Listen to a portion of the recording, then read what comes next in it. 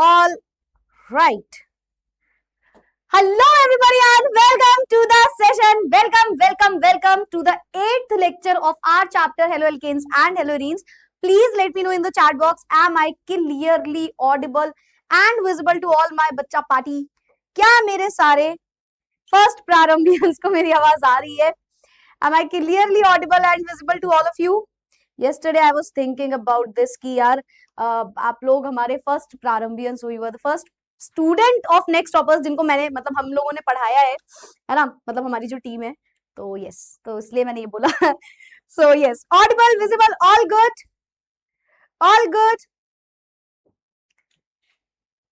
आज तो फिजिक्स की क्लास थी क्या भाई? कौन सा टाइम टेबल देख लिया? सैटरडे को तो मेरी क्लास होती है ना तुम्हारी. अभी टाइम टेबल तुम्हारा चेंज होगा, समझ रहे हो? मोस्ट प्रोबेबली नेक्स्ट वीक से आपका टाइम टेबल चेंज हो जाएगा, जिसमें मुझे क्या चेंजेस दिखे थे. मेरी क्लास सैटरडे को 8 बजे होगी शायद, कुछ तो ऐसा चेंज है. There is bit of changes, मतलब there are bit of changes, कुछ चेंजेस आएंगे आपके टाइम टेबल में फ्रॉम द नेक्स्ट वीक. तो आप नेक्स्ट वीक का टाइम टेबल एक बार देख लेना, पर मेरी बात पे एकदम अंधा ट्रस्ट मत करना. मुझे भी खुद की बात पे कभी कभी ट्रस्ट नहीं होता है पूरी तरीके से. मुझे इस बात पे ब्लाइंडली ट्रस्ट मत करना. टाइम टेबल देख लेना फिर ही आना, ठीक है? पता चला तापुर मैम ने बोला था हम तो यही करेंगे फॉलो, ऐसा नहीं है. उसको देख लेना टाइम टेबल को, ठीक है? All right. चलो भाई, तो shall we begin with the session? Finally Gen Z 1. हाँ यार, तो that's a very good news for all of us, and I will not say exactly मतलब good news, क्योंकि let's see क्या changes आते हैं. ऐसे आप जो expect करते हो जरूरी नहीं है वैसे ही चीजें हो रही हों. तो होपिंग फॉर द बेस्ट कि अच्छा हो, देश में एजुकेशन सिस्टम जो है वो अच्छे से वर्क करे, क्योंकि ये इकलौती चीज है जिसकी बहुत नीड है हमारी कंट्री को. एक बार ये सुधर जाएगा ना तो आधे से ज्यादा प्रॉब्लम मेरे ख्याल से अपने आप सही हो जाएंगी. And yes, so hoping for the best. Let's get started with the session now. चलो भाई, we will try to complete this chapter by today. 8वां लेक्चर है. 8वें लेक्चर में आज हम कोशिश करेंगे कि ये चैप्टर हमारा खत्म हो जाए. इफ नॉट, अगर रिक्वायरमेंट होगी तो ऑफकोर्स हम एक और सेशन ले लेंगे, बट मोस्ट प्रोबेबली इसको खत्म हो जाना चाहिए आज. तो let's get started with the session now. Reaction with metals. तो भाई आपने क्या पढ़ा? हेलो एल्केन्स पढ़ा है ना? हेलो एल्केन्स पढ़ा, हेलो एल्केन्स के बारे में पढ़ा. उसके बाद आपने जाना कि ये हेलो एल्केन्स की प्रिपरेशन कैसे होती है, बनते कैसे हैं हेलो एल्केन्स, जिसमें आपने अल्कोहल से बना के देखा, 2-3 और सैंडमियर वगैरह रिएक्शन लगाई, ठीक है? फिर आपने जाना कि भाई इसकी फिजिकल प्रॉपर्टीज क्या होती है. फिर आपने जाना इसकी केमिकल प्रॉपर्टीज क्या होती हैं. अब केमिकल प्रॉपर्टीज 3 तरीके की होती थी, याद है? 3 रिएक्शंस लिखी थी. एक था न्यूक्लियोफिलिक सब्स्टिट्यूशन रिएक्शन, एक था इलेक्ट्रोफिलिक रिएक्शन, है ना? तो हमने दोनों पढ़ लिया, है ना? इलेक्ट्रोफिलिक और न्यूट्रोफिलिक दोनों रिएक्शन हमने, न्यूक्लियोफिलिक दोनों रिएक्शन हमने पढ़ ली, ठीक है? एलिमिनेशन रिएक्शन, है ना? ये भी हमने पढ़ लिया. एलिमिनेशन सॉरी रिएक्शन हमने पढ़ लिया, है ना? सो सॉरी, न्यूक्लियोफिलिक रिएक्शन पढ़ी, एलिमिनेशन रिएक्शन पढ़ी, and the third one was reaction with metals. तो अब मेटल्स के साथ हम रिएक्ट कराएंगे. तो 2 ही रिएक्शन है मेटल के साथ, जल्दी से उनको लिखते हैं, ठीक है? इजी लगा ये चैप्टर? क्या बात है यार. I think this is one of the bestest thing जो मुझे सुनने में अच्छा लगता है जब आप ऐसा बोलते हो. चलो खैर, तो अब हम आते हैं रिएक्शन विद मेटल्स. बेटा हेडिंग लगाओ, और पूछना नहीं बेटा, रिएक्शन कॉपी में लिखना है, ठीक है? तो याद रखना, reaction with metals, reaction with metals. तो अब हम मेटल्स के साथ इसकी रिएक्शन करने वाले हैं, ठीक है? कल मुझे एक दो बच्चे ने डरा दिया था कि मैम एनसीईआरटी में वो टॉपिक नहीं है जो आप कल पढ़ा रहे हो. मैं डर गई, मैंने कहा यार किया तो मैंने एनसीईआरटी से ही पीडीएफ वो बनाई है. तो बेटा वो एनसीईआरटी में है कहाँ? नहीं है, वो जबरदस्ती बोलते हो कुछ भी. हाँ, रिएक्शन विद मेटल्स. चलो, जो आपको मैं पढ़ा रही होती हूँ ना वो पूरा आपके एनसीईआरटी से ही बनता है, तो आप टेंशन मत लिया करो. वैसे I take help from lot of books, to be honest. मैं तुमसे झूठ नहीं बोलूंगी, मैं आपको आईसीएससी का भी कुछ सिलेबस कराती हूँ. आईएससी सिलेबस में जो नूतन बुक चल, 2-3 बुक्स का मैं रेफरेंस लेती हूँ और तभी आपकी स्लाइड्स बनाती हूँ. ऑल्दो मैं पढ़ाती तुमको स्लाइड से नहीं हूँ, पढ़ाती तो मैं अपनी स्लाइड में ही हूँ तुमको, बट जो आपको पीपीटी मेरी मिलती है ना उसमें बहुत सारा कॉम्बिनेशन होता है. 3-4 बुक्स की डेफिनेशन, जैसे मुझे एनसीईआरटी में अगर कोई डिफिकल्ट डेफिनेशन लगती है कि वो तुम्हें समझने में मुश्किल होगी, तो मैं उसे आसान भाषा में यहाँ पे लिखती हूँ, और इफ रिक्वायर्ड तो मैं एनसीईआरटी की भी डेफिनेशन लिख देती हूँ उसी में. या डेफिनेशन केवल मतलब नहीं बोल सकते, एग्जांपल या रिएक्शन कुछ भी. तो आप टेंशन मत लिया करो. अगर आप मेरे सेशन के बाद एनसीईआरटी नहीं भी पढ़ रहे हो कोई फर्क नहीं पड़ेगा, क्योंकि एनसीईआरटी ऑलमोस्ट पूरी इसमें होती है जितना इंपॉर्टेंट है. और जहां एनसीईआरटी इंपॉर्टेंट होती है मैं आपको बताती हूँ कि बेटा ये रीड जरूर कर लेना, है ना? तो आप टेंशन मत लिया करो, मेरी क्लास में सब कुछ तो तुमको एकदम, यहाँ पर यू कैन ट्रस्ट मी. मेरे सब्जेक्ट पे you can trust me blindly, ठीक है। चलो, तो रिएक्शन विद मेटल्स में बेटा हेलो एल्केन्स की पहली रिएक्शन होती है ग्रिग्नार्ड रिएजेंट, ग्रिग्नार्ड रिएजेंट वाली reaction, formation of Grignard reagent. Chemical property का मतलब पता है सबको? देखो, एक होता है प्रिपरेशन, फिर एक होता है केमिकल प्रॉपर्टी। दो ही रिएक्शंस होती है हर चैप्टर में। एक में आप जैसे मान लो अल्कोहल फिनोल ईथर, तो आप अल्कोहल की प्रिपरेशन पढ़ोगे, फिर उसकी केमिकल प्रॉपर्टी पढ़ते हो। तो रिएक्शन दो ही जगह होंगी, एक प्रिपरेशन के टाइम पे और एक केमिकल प्रॉपर्टीज के टाइम पे। प्रिपरेशन के टाइम पे आपको वो चीज बनानी होती है। जैसे मैंने बोला हेलो एल्केन, तो तुम हेलो एल्केन बनाने के लिए सारा काम कर रहे हो। तुम अल्कोहल लेके आए, है ना, या तुम डायजोनियम सॉल्ट लेके आए, हेलो अरीन बनाया, वो सारी कहानी बन रही होती है प्रिपरेशन के लिए। आप केमिकल प्रॉपर्टी में जो आप चीज बना चुके हो उससे कुछ बनाने जा रहे होते हो। जैसे मैंने बोला SN1 या SN2, तो आप ध्यान सोचो, हेलो एल्केन को लेके आ रहे थे, उसमें SN1 करा रहे थे, उसमें SN2 करा रहे थे, या E1 E2 करा रहे थे, है ना। वैसे ही रिएक्शन विद मेटल्स भी एक केमिकल प्रॉपर्टी है। तो आप हेलो एल्केन लेके आओगे और उसकी मेटल के साथ रिएक्शन करा दोगे, ठीक है। तो ग्रिग्नार्ड रिएजेंट के साथ रिएक्शन आप करा सकते हो। तो रिएक्शन कुछ इस प्रकार होगी कि हमने लिखा पता है, जब मैं लिख रही हुआ करूँ ना, एकदम इंस्टेंट जल्दी जल्दी मत लिखा करो उस टाइम। हो सकता है मैं कुछ इरेज करूँ, तुम्हारी कॉपी फालतू खराब हो जाएगी, तो मतलब थोड़ा सा पॉज लेके कर दिया करो, मैं टाइम देती हूँ।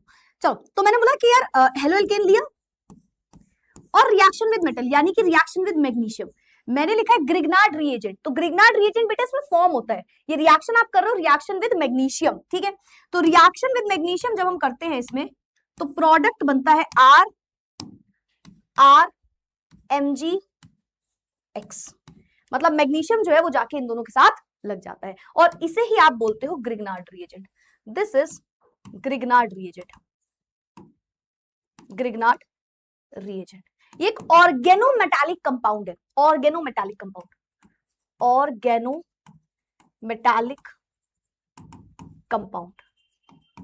ऑर्गेनोमेटालिक कंपाउंड का मतलब होता है ऑर्गेनिक, यानी कि ऑर्गेनिक केमिस्ट्री में, यानी कि जो कार्बन हाइड्रोजन वाले ग्रुप से उसमें एक मेटल आके लग गया, तो that is an organometallic compound, ठीक है। अब यहाँ पे एक बहुत इंपॉर्टेंट बात ये होती है कि जो ग्रिग्नार्ड रिएजेंट है इसमें कार्बन, देखो मैग्नीशियम और हेलोजन में क्या बनेगा, जैसे MgCl2 हो गया, है ना, जैसे मैग्नीशियम के साथ ब्रोमीन लगा दो, तो जब भी मैग्नीशियम हेलोजन के साथ होता है तो वो एक आयनिक बॉन्ड होता है। यस और नो? यस मैम, सबको पता है NaCl आयनिक बॉन्ड है, आयनिक मतलब इलेक्ट्रोवैलेंट, है ना।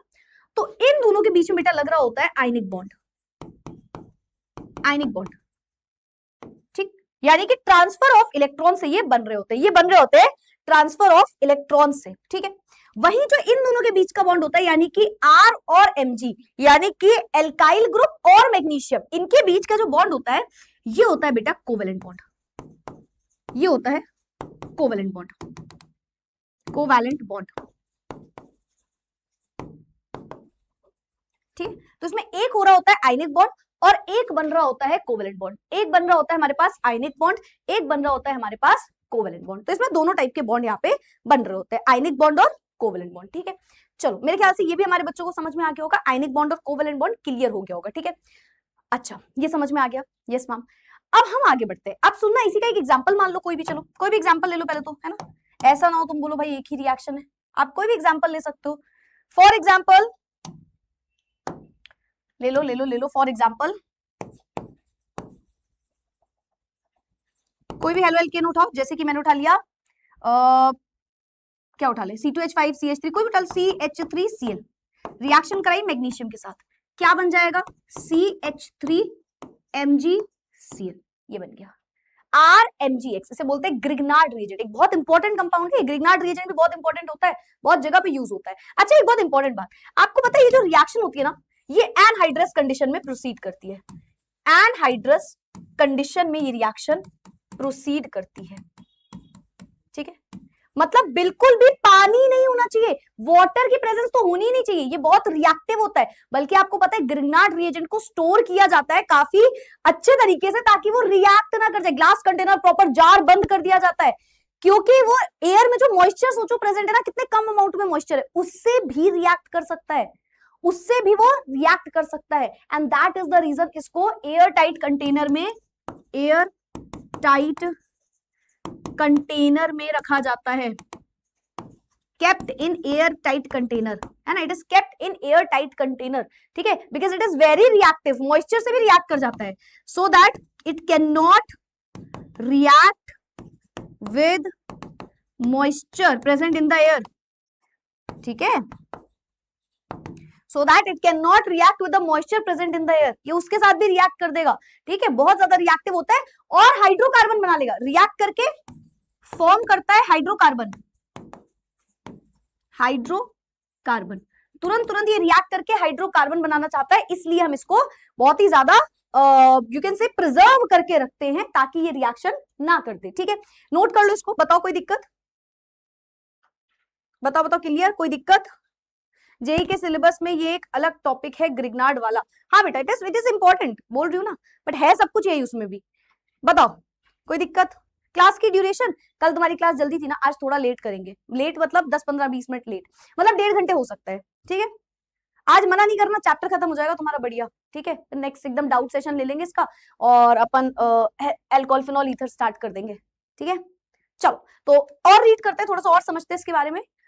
Most organic chlorides, bromides, iodide react करते हैं मेटल के साथ और हमें कंपाउंड दे देते हैं कार्बन मेटल बॉन्ड वाला, ठीक है, such compounds are known as organometallic compound, जो मैंने आपको बताया, ऐसे कंपाउंड जैसे ये ऑर्गेनोमेटालिक है ना, तो ऐसे हमारे ऑर्गेनोमेटालिक कंपाउंड्स होते हैं, ऐसे कंपाउंड्स जिनमें हम क्या करते हैं, ऑर्गेनिक कंपाउंड को उठाते हैं, ऑर्गेनिक क्लोराइड, ब्रोमाइड यानी कि हेलो एल्केन्स, उसे रिएक्ट करा देते हैं मेटल के साथ, ठीक है, an important class of organic metallic compound is discovered by Victor Grignard 1900 में in is alkyl magnesium halide, है ना, इसको एल्काइल मैग्नीशियम हैलाइड भी बोल सकते हो, referred as Grignard reagent, these reagents are obtained by reaction of haloalkanes with magnesium metal in the presence of dry ether, लिख लेना बेटा, भूल गई मैं, इसको लिखना ड्राई ईथर, दोनों ही रिएक्शन आप जो पढ़ोगे दोनों ही ड्राई ईथर की प्रेजेंस में होंगे मेटल के साथ वाली, ठीक है, तो ड्राई ईथर की प्रेजेंस में ये रिएक्शन होती है। In the Grignard reagent carbon magnesium bond is covalent, बता दिया, हाईली पोलर, अब सिंपल सी बात है, एक मेटल है और एक कार्बन है, मैग्नीशियम उसकी तरफ क्या होगा, पोलैरिटी बना रहा होगा, इसमें पोलैरिटी होगी,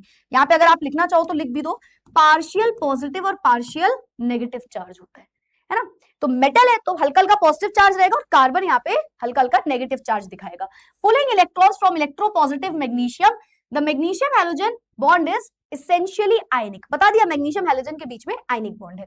Grignard reagents are highly reactive, बहुत रिएक्टिव होते हैं, and react with any source of proton to give hydrocarbon, तभी मैंने बोला वाटर, वाटर से इसको प्रोटॉन मिल सकता है, इसको वाटर से हाइड्रोजन मिल सकता है H+ के फॉर्म में, तो तुरंत उससे रिएक्ट करने की कोशिश करेगा।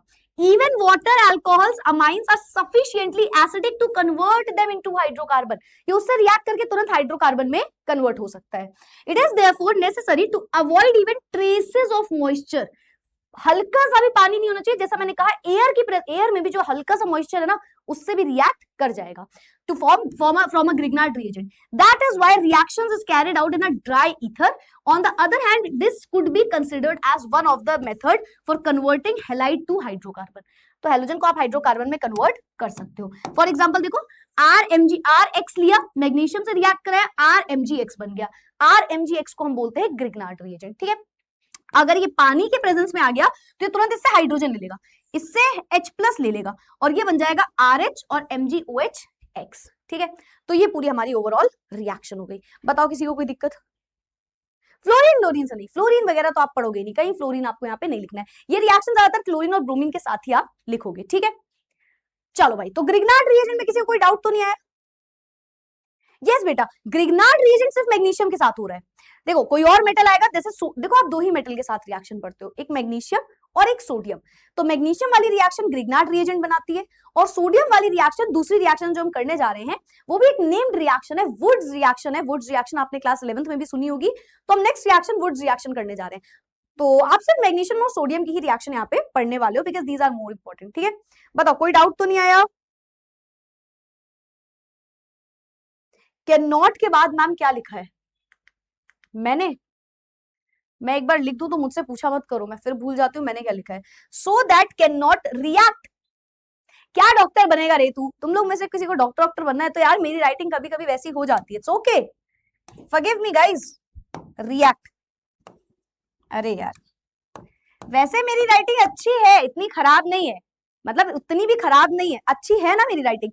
तो मुझे इसके बेसिस पे जज मत किया करो। जब मैं कोई चीज तुम्हें एकदम समझाने की उसमें एकदम, कभी कभी ना मैं बहुत डेप्थ में चली जाती हूँ समझाते समझाते, फिर मैं भूल जाती हूँ कि मैं एक इंसान हूँ, यहाँ पे क्या एक दीवार है, तुम कैमरा के अंदर बच्चे बैठे, फिर मैं बोलती जाती लिखती जाती बोलती लिखती जाती हूँ। ऐसा हो जाता है कभी कभी, you have to forgive me for that. इससे मुझे जज किया करो तुम, यहाँ जो मैं लिख रही हूँ, वो जो मैं जल्दी जल्दी लिख रही हूँ उससे मुझे जज मत किया करो। बताओ, clear clear clear? First slide खोल दी, लिख लो फटाफट से, और लिख लेना तो यार नोटेड पोटेड लिख देना, ठीक है? मतलब पोटेड मत लिखना, नोटेड ही लिखना। न्यूक्लियोफिलिक में एक टेबल है एनसीईआरटी में, वो रिएक्शन है, वो रिएक्शंस आपने नहीं पढ़ा है। नहीं नहीं नहीं, नहीं समझो समझो, न्यूक्लियोफिलिक रिएक्शन वही होता है जो मैंने तुम्हें पढ़ा दिया, और जो आपको टेबल बनी हुई है वो इसलिए बनाई गई है जिसमें वो आपको कुछ न्यूक्लियोफाइल बता पाए कि ये न्यूक्लियोफाइल है। तो वो न्यूक्लियोफाइल आप चाहो तो नोट जरूर कर लेना एक बार कि कौन कौन से न्यूक्लियोफाइल होते हैं, फिर वो उनके रिएक्शंस दे रहे हैं। आपने SN1 SN2 मैकेनिज्म जो पढ़ा, that is only nucleophilic substitution, और जो वहां पे लिखा रहता है उसके बहुत सारे एग्जांपल्स लिखे रहते हैं, तो आपको बस उन एग्जांपल्स को एक बार देख लेना। लेकिन आप अगर वो SN1 SN2 जो मैंने पढ़ाया वो कर लिया, तो आप वो सारी रिएक्शंस खुद से कर सकते हो। कर सकते हो क्या? वही एग्जांपल दे देते हैं वो, जैसे RX के फॉर्म में जो हम बता रहे हैं उसमें एक CH3 ले लो, C2H5 ले लो, ऐसा करते हैं, और अलग से कोई न्यूक्लियोफाइल ले आके डाल देंगे। ठीक है, नोटेड? हम लोग भी उस तरह लिख के आए बोर्ड्स में? बिल्कुल नहीं, बिल्कुल नहीं बेटा, तुम तो पिटोगे ही, मैं भी पिट जाऊंगी कभी कभी। ठीक है, थैंक यू अनन्या। ठीक है, चल, क्लियर क्लियर, वेरी गुड। आगे बढ़ते हैं, आगे बढ़ते हैं, नेक्स्ट रिएक्शन, चलो हेडिंग लगाओ, रिएक्शन विद मेटल्स में ही है, तो आपके में तो लिखा ही होगा, मैं लिख देती हूँ दोबारा, reactions, reaction with metals. Next है हमारे पास रिएक्शन विद मेटल्स। ठीक है, अब रिएक्शन विद मेटल्स में सेकंड एग्जांपल है वुड्स रिएक्शन। सेकंड एग्जांपल है हमारे पास वुड्स रिएक्शन। तो वुड्स रिएक्शन तो तुमने थोड़ा थोड़ा सुना ही होगा, सुन रखा होगा, है ना कभी तो सुन ही रखा होगा। तो वुड्स रिएक्शन में क्या होता है, सोडियम मेटल आता है इस बार, और 2 टाइम्स एल्केन को आपको लेना होता है। तो आप, मैं बताती हूँ कैसे लिखना है इसको, RX को लेके आते हो मतलब हेलो एल्केन, सोडियम लेके आते हो, सोडियम 2 टाइम्स लेके आते हो। इनफैक्ट जो RX भी है वो भी आप 2 टाइम्स लेके आते हो। तो यहाँ पे भी RX को मैं ऐसे लिख रही हूँ XR, RX को मैं XR लिख दे रही हूँ। क्यों लिखा मैम आपने ऐसा? ये रिएक्शन भी बेटा होता है इन the presence of dry ether.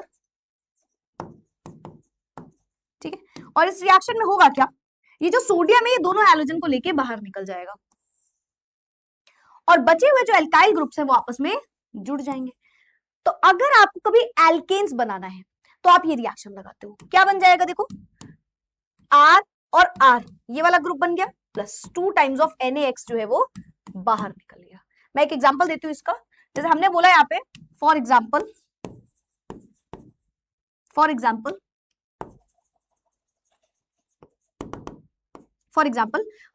CH3Cl, मैं डायरेक्ट लिख दूं 2 टाइम्स प्लस 2 टाइम्स सोडियम, तो सोडियम ने क्या किया होगा, दोनों क्लोरीन को पकड़ लिया होगा। ठीक है, तो बन गया होगा 2 times of NaCl plus 2 CH3 है, दोनों CH3 आपस में जुड़ गए होंगे, तो CH3 एंड CH3 ऐसे लिख दो, या CH3 plus CH3 is what, C2H6, C2H6 क्या बना, इथेन बन गया, इथेन।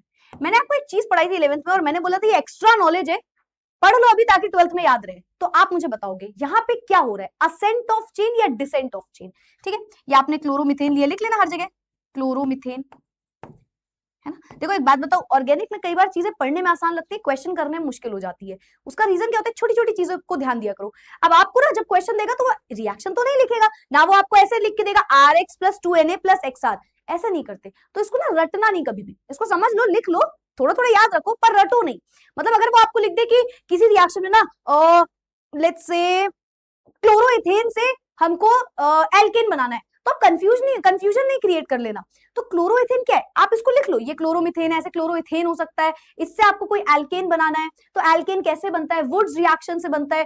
तो ये आपको इस तरीके से दिमाग में बैठाना पड़ेगा, इसको ये सोच के नहीं बैठाना है कि अगर यही नहीं आया एग्जैक्ट रिएक्शन तो हम तो क्वेश्चन छोड़ देंगे, या हमसे तो हो ही नहीं पा रहा है, मुश्किल लग रहा है। सब कुछ यही से आता है, पर एग्जैक्ट ये कभी नहीं पूछा जाएगा आपसे, ये सिर्फ आपको समझाने के लिए बताया जाता है। This is the core of the subject of the particular topic, मतलब ये कोर है कि यार ये तुम्हें पता होना चाहिए, इससे हजारों क्वेश्चन बन सकते हैं, है ना। अब इससे खैर मैं आपको सारे क्वेश्चंस के भी टाइप कराऊंगी जब हम और कुछ रिएक्शंस पढ़ लेंगे, जब हम और चैप्टर की भी थोड़ी थोड़ी रिएक्शन पढ़ लेंगे, क्योंकि इनडायरेक्टली पूछा जाएगा बहुत जगह पे, तो हम उससे समझेंगे कि किस तरीके से कन्वर्जन के क्वेश्चन आते हैं ना। हम रिविजन के टाइम पे ऐसे बहुत से क्वेश्चन लगाने वाले हैं, ठीक है। जो आपका निर्भय बैच होगा, जो रिविजन होगा, उसमें हम बहुत सारा रिविजन जब हम करेंगे बहुत सारी ऐसी चीजें करेंगे कि क्या क्या क्वेश्चन आ सकते हैं इसमें, है ना। तो वो हम करेंगे सारी चीजें, बट उसके पहले आपको तब भी लिखते टाइम थोड़ा सा समझना चाहिए ये सब, ठीक है। चलो बताओ, ठीक है ठीक है ठीक है। कल जो आपने बताया था वो मुझे याद नहीं है, आप 11th की बात कर रहे हो। क्या बात है बेटा, क्या बात है। तुम मार्क्स भी ऐसे लाओगे कि तुम याद नहीं रखोगे, पता है। ऐसे ही मार्क्स आएंगे कि तुम बाद में बोलोगे भूल ही जाए तो अच्छा है, ये याद नहीं रहना चाहिए, जिंदगी भर का ट्रॉमा हो जाएगा इस नंबर से, है ना। यही करना बस तुम लोग। Ascent of chain, very good. तो it follows ascent of chain. Ascent of chain इसका मतलब होता है कि जब रिएक्शन शुरू हुई तो कार्बन कम है। ध्यान से देखो, यहाँ पे एक कार्बन है और यहाँ पे भी एक कार्बन है। मैम तो दो हो गए ना? नहीं नहीं नहीं, इंडिविजुअली इसमें एक ही कार्बन प्रेजेंट है पहले, है ना। और दूसरे कंपाउंड में फिर से एक कार्बन है, लेकिन यहाँ पे जो ओवरऑल कंपाउंड बना उसमें दो कार्बन प्रेजेंट है। तो इसे बोलते हैं ascent of chain. Number of carbon बढ़ गए रिएक्टेंट से प्रोडक्ट में आते समय, ठीक है, मतलब जुड़ गए, चेन बन गई, एक चेन बन गई और वो बड़ी चेन बनी, that is ascent of chain. अच्छा, इसको हम फॉलो करते हैं for even number of carbon. जब हमें इवन नंबर ऑफ कार्बन चाहिए होता है ना, यहाँ पे लिख देते हैं, जब हमें इवन नंबर ऑफ कार्बन चाहिए होता है तो हम इसको फॉलो करते हैं। ज्यादातर इसमें इवन नंबर ऑफ कार्बन को ही हम यूज भी करते हैं। ऑड नंबर में क्या दिक्कत है, ऑड नंबर में बहुत मल्टीपल प्रोडक्ट्स बन जाएंगे जिनको बाद में सेपरेट करना मुश्किल हो जाता है, ठीक है। तो इस वजह से हम इसको इवन नंबर ऑफ कार्बन के साथ ही ज्यादातर लगाते हैं। चलो भाई पढ़ते हैं क्या लिखा है वुड्स रिएक्शन में। Wurtz reaction, alkyl halide react करता है सोडियम के साथ, ड्राई ईथर की प्रेजेंस में हाइड्रोकार्बन बनता है containing double the number of carbon atoms present in the halide, जो मैंने आपको बताया ascent of chain. This is called Wurtz reaction. तो ये हो गई हमारी वुड्स रिएक्शन। क्लियर है, क्लियर है, clear clear clear clear clear clear clear clear. जिसने प्रारंभ लिया उसको निर्भय लेना होता है, प्रारंभ प्रो वाले को निर्भय नहीं। प्रारंभ प्रो या प्रारंभ प्लस जो भी आपका है, मैं भूल गई थोड़ा सा क्योंकि 11 12 में एक अलग अलग।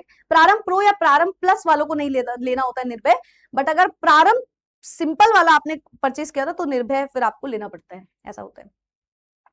ये आ गया समझ में, वेरी गुड। तो यही दो रिएक्शन थे। अब आ जाओ हेलोरीन्स पे। अब हम आते हैं सीधा हेलोरीन्स पे। हेलोरीन्स की अगर हम बात करें तो पहले तो इसका नॉमेनक्लेचर और फिजिकल प्रॉपर्टी, ये तुम्हारा होमवर्क है जो तुम्हें रीड करना है। मैंने आगे स्लाइड्स लगाई हुई है, आप इसको आज सेशन के बाद रीड कर लेना, ठीक है, क्योंकि वो सब कुछ सेम है जो आपने हेलोएल्केन्स में पढ़ा हुआ है। फिलहाल बात आती है इसकी रिएक्शंस की, ठीक है। अच्छा, प्रिपरेशन ऑफ हेलोरीन्स आप ऑलरेडी कर चुके हो, आपने सैंडमियर रिएक्शन लगा ली, आपने गैटरमैन रिएक्शन लगा ली, आपके पास जो प्रिपरेशन ऑफ हेलोरीन्स था वो भी आप ऑलरेडी कर चुके हो। तो अब आता है केमिकल प्रॉपर्टीज ऑफ हेलोरीन्स, यानी कि हेलोरीन्स की केमिकल प्रॉपर्टीज क्या है। तो आप हेलोरीन्स को लोगे और उसे किसी से रिएक्ट कराओगे, ठीक है। तो क्या मैम ये भी SN1 SN2 E1 E2 और क्या बोलते हैं रिएक्शन विद मेटल्स करता है? आंसर इज नहीं। ये सिर्फ दो तरीके की रिएक्शन करेगा। रिएक्शन विद मेटल्स तो ये करता है, पर SN1 SN2 nucleophilic substitution reaction या एलिमिनेशन रिएक्शन, ये वो रिएक्शन नहीं करता।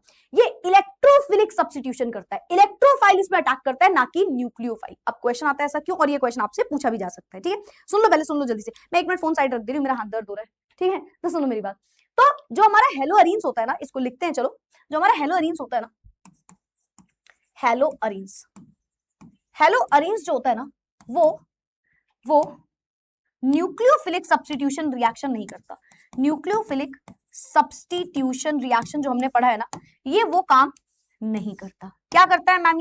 ये करता है इलेक्ट्रोफिलिक सब्स्टिट्यूशन। इलेक्ट्रोफिलिक सब्स्टिट्यूशन ये कर सकता है, न्यूक्लियोफिलिक नहीं करता। अब इसका रीजन है, बहुत सारे रीजन है, जिसमें सबसे मेजर रीजंस मैं आपको बताती हूँ। देखो, ये हमारा हेलोरीन ऐसा दिखता है ना, कुछ इस तरीके से हेलोरीन दिखता है, ठीक है। कोई भी हेलोजन लगा दो, क्लोरीन लगा दिया मैंने। हेलोरीन के 2-3 मेन रीजन बता रही हूँ, उसके बाद हम पढ़ लेंगे एनसीईआरटी में क्या लिखा रहता है। 5-6 रीजन होते हैं इसके, पर 2-3 रीजन बहुत अच्छे से समझ के जाना, ठीक है। तो समझ में पहले आना चाहिए हमें, फिर हम रीडिंग करेंगे और फिर से देख लेंगे क्या है। सबसे पहला रीजन, ये सबको पता है बेटा, हेलोअरीन में बेंजीन है। बेंजीन में होते हैं डीलोकलाइज्ड इलेक्ट्रॉन, डीलोकलाइज्ड इलेक्ट्रॉन। अगर आपको पता हो इसके इलेक्ट्रॉन हर जगह बैठे हैं, ऐसे घूम रहे इलेक्ट्रॉन, याद है सबने पढ़ा था ये चीज कि इलेक्ट्रॉन तो डीलोकलाइज होता है, वो तो हर जगह घूम रहे हैं। अब सोचो कोई न्यूक्लियोफाइल आया, उसने बोला भाई हम तो अटैक करेंगे इस पे, हम तो अटैक करेंगे, तो ये क्यों अटैक करने देगा? कि इसको अटैक करने ही नहीं देगा। इसके पास इलेक्ट्रॉन बहुत सारे हैं, double bond, pi bond present है। हेलो एल्केन में पाई बॉन्ड नहीं होता, पर हेलो एरीन में पाई बॉन्ड होता है, डबल बॉन्ड होता है। डबल बॉन्ड होगा तो इसको अटैक करने देगा? सोचो, इसके पास जो इलेक्ट्रॉन है वो घूम रहे, मस्त एकदम घूम रहे, सामने से देख रहे हैं न्यूक्लियोफाइल आ रहा है, ओ भाई हम खुद ही नेगेटिव है, तुम क्या नेगेटिव यहाँ आ रहे हो? तो ये क्या करेगा, इलेक्ट्रॉन इलेक्ट्रॉन का रिपल्शन क्रिएट कर देगा। और इलेक्ट्रॉन इलेक्ट्रॉन, भाई ये भी तो नेगेटिव है और इलेक्ट्रॉन भी नेगेटिव, और इलेक्ट्रॉन मस्त एकदम, इलेक्ट्रॉन बैठे भी नहीं, एक तो बैठे होते तो भी दिक्कत है क्योंकि डबल बॉन्ड है, वो तो बैठे भी नहीं है, वो तो बस ऐसे पहरा दे रहे हैं। हाँ भाई और बताओ क्या हो रहा है जिंदगी में, ओ भाई वो कौन आ रहा है, ऐसा हो रहा है इसमें। तो इलेक्ट्रॉन डीलोकलाइज्ड है, तो अगर कोई इनकमिंग न्यूक्लियोफाइल को वो देखेंगे वो अटैक ही नहीं करने देंगे, यस और नो, वो रिपल्शन स्टार्ट कर देंगे उससे, ठीक है। दूसरी बात ये होती है कि आपको ऐसा लगता है कि कोई न्यूक्लियोफाइल आएगा इसकी जगह ले लेगा। भाई न्यूक्लियोफिलिक रिएक्शन क्या होती है, कोई न्यूक्लियोफाइल आता है, लीविंग ग्रुप को बाहर निकालता है हैलोजन को और कहता है भाई मैं तुम्हारी जगह लूंगा। यहाँ ऐसा नहीं होता, यहाँ लीविंग ग्रुप बड़ा चौड़ में बैठा होता है, क्या भाई हमको हटाओगे, ये हमारा इलाका है, यहाँ से निकल जाओ, ठीक है। तो ये हो क्यों रहा है मैम, क्योंकि दूसरा रीजन क्या है, इन दोनों के बीच में जो आपको सिंगल बॉन्ड दिख रहा है हल्का हल्का सा डबल बॉन्ड होता है, हल्का हल्का सा, क्यों होता है, रेजोनेटिंग स्ट्रक्चर्स। बेंजीन तो रेजोनेटिंग स्ट्रक्चर बनाता है, तो भाई ये इसको हल्का हल्का इलेक्ट्रॉन देगा, ये इधर हल्का हल्का इलेक्ट्रॉन, ये इधर हल्का इलेक्ट्रॉन, ये इधर हल्का हल्का इलेक्ट्रॉन। तो यहाँ पे पार्शियल डबल बॉन्ड भी होता है, पार्शियल डबल बॉन्ड होता है कार्बन और हैलोजन के बीच में। कार्बन और हैलोजन में अगर डबल बॉन्ड हो गया, तुम्हें लगता है उसको तोड़ना आसान है? बिल्कुल भी नहीं आसान होगा, बिल्कुल भी आसान नहीं होगा उसको तोड़ना, क्योंकि पार्शियल डबल बॉन्ड लग गया, हल्का हल्का डबल बॉन्ड लग गया, इसको तुम आसानी से नहीं तोड़ सकते, ठीक है। क्यों मैम, डबल बॉन्ड लग गया बेटा, तो एक और रीजन है वो भी बताऊंगी डबल बॉन्ड से रिलेटेड, पर एक चीज तो ये हो गई कि भाई इसका बॉन्ड लेंथ छोटी हो गई, बॉन्ड लेंथ स्मॉल हो गई, स्मॉल बॉन्ड लेंथ। इनफैक्ट आप इसको ऐसे भी लिख सकते हो, sp2 कैरेक्टर आ गया ना, sp2, ये कार्बन sp2 हो गया, sp2 कैरेक्टर में परसेंटेज ऑफ s जो है बेटा वो ज्यादा होता है sp3 के कंपैरिजन में। समझाती हूँ, ये एक हेलो एल्केन है, इसमें कार्बन sp3 हाइब्रिडाइज होता है, इसमें परसेंटेज ऑफ s कैरेक्टर निकालो, कितना s है, s है मैम इसमें टोटल 25%, इसमें s कितना है sp3 में, s है मैम 33.33%, इसमें s कैरेक्टर ज्यादा है, s कैरेक्टर ज्यादा है तो इलेक्ट्रोनेगेटिविटी ज्यादा होगी, इलेक्ट्रोनेगेटिविटी ज्यादा होगी, खींचातानी ज्यादा हो जाती है, और इस वजह से बॉन्ड की लेंथ जो है वो छोटी हो जाती है, शॉर्टर बॉन्ड लेंथ हो जाती है। अब सबको पता है यार छोटी बॉन्ड लेंथ है तो तोड़ना मुश्किल हो गया ना। भाई सुनो, ऐसे पहले पकड़ा हुआ था एक बॉन्ड से, यस मैम, यस, अब क्या हुआ, अब दूसरा बॉन्ड भी आ गया, अब इसको तोड़ना मुश्किल हो गया मैम, डबल बॉन्ड है उसमें पार्शियल, हल्का हल्का सा डबल बॉन्ड कैरेक्टर है, इसको ब्रेक करना और मुश्किल हो गया। तो इस वजह से भी न्यूक्लियोफाइल आके हैलोजन को हटा ही नहीं पाता, रिप्लेस नहीं कर पाता हैलोजन को, और ऐसे और भी रीजंस है जिनको हम समझेंगे। तो ये कुछ मेजर रीजंस थे जो मैंने आपको बता दिए। Aryl halides are extremely less reactive towards nucleophilic substitution reaction, ना SN1 ना SN2 दोनों में से कुछ नहीं कर पाएंगे। क्या रीजन है इसके, पहला रीजन है रेजोनेंस इफेक्ट, रेजोनेंस इफेक्ट। एक और रीजन था मैं बताना भूल गई, मतलब चलो बता ही देंगे, अभी तो 6 रीजन पढ़ने ही है, कि जो क्लोरीन है वो इलेक्ट्रॉन विड्रॉइंग इलेक्ट्रॉन डोनेटिंग दोनों का काम करता है यहाँ पे, ठीक है। अभी उस पे आएंगे, फिलहाल चलो पहला reason, in haloarenes the electrons pair और halogen atoms are conjugating with pi electrons. बता दिया ये वाला बॉन्ड, ये वाली बात, डबल बॉन्ड होता है, हल्का हल्का डबल बॉन्ड होता है इसमें। Carbon chlorine bond acquires partial double bond character due to resonance. As a result, the bond cleavage in haloarine is difficult. टूटना मुश्किल हो जाता है, इसीलिए ये लेस रिएक्टिव होता है। थोड़ा सा समझते हैं इसको, चलो ये क्या हुआ,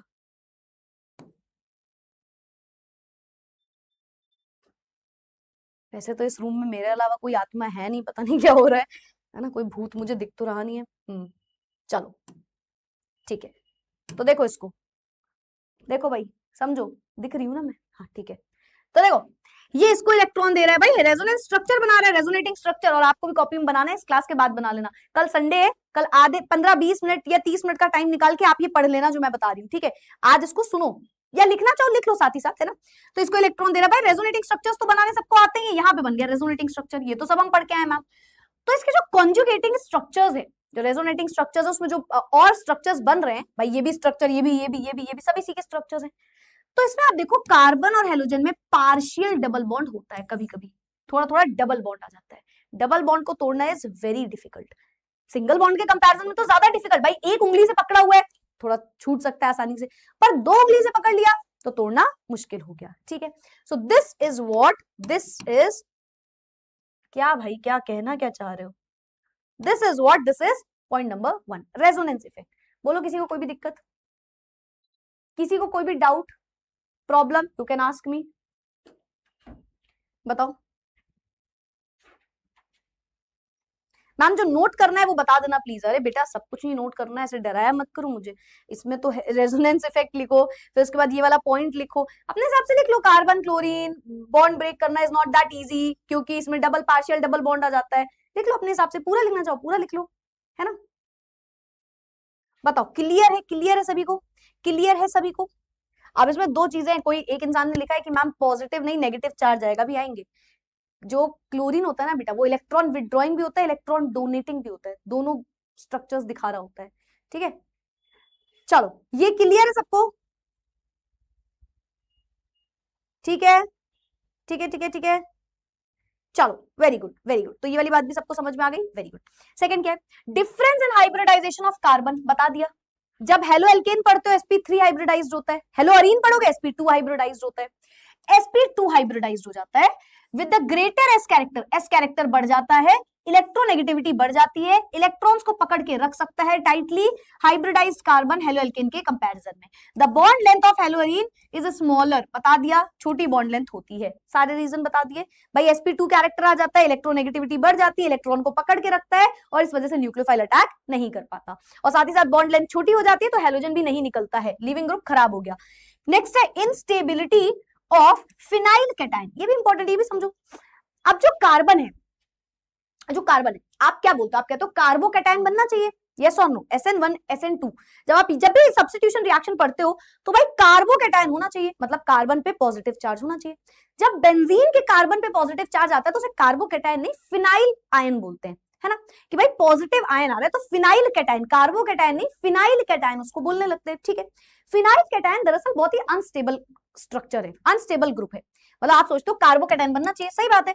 तो बेंजीन में जो ये कार्बन है, कोई भी कार्बन, उस पर पॉजिटिव चार्ज आना चाहिए, या मान लो यहाँ पे हेलोजन लगा है, चलो यहीं पे लगा देते हैं, यहाँ पे लगा हेलोजन, ठीक, यहाँ पे लगा हेलोजन, तो इस कार्बन पे सब्स्टिट्यूशन रिएक्शन के लिए इस कार्बन पे पॉजिटिव चार्ज आना चाहिए, है ना।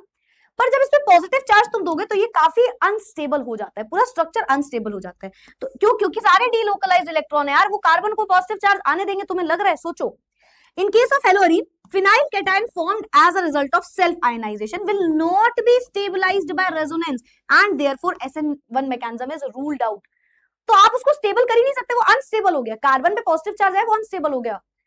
अच्छा मैम वहां पे क्यों नहीं होता, क्योंकि वहां कोई रिंग नहीं है, वहां कोई रिंग नहीं बन रही है, यहाँ पे रिंग है, यहाँ पे डबल बॉन्ड है, उसके ऊपर रिस्पॉन्सिबिलिटी है यार, उसके ऊपर रिस्पॉन्सिबिलिटी है, तो इस वजह से हम बोलेंगे ऐसा काम नहीं होगा। Because of the possible repulsion, बता दिया मैम ने आपको, इलेक्ट्रॉन इलेक्ट्रॉन रिपल्शन कर रहे होते हैं, तो इलेक्ट्रॉन रिच स्पीशी पे न्यूक्लियोफाइल अटैक कर ही नहीं सकता, है ना। तो मैंने सारी चीजें आपको एक पेज में समझा दी थी, तो that's all about reading only.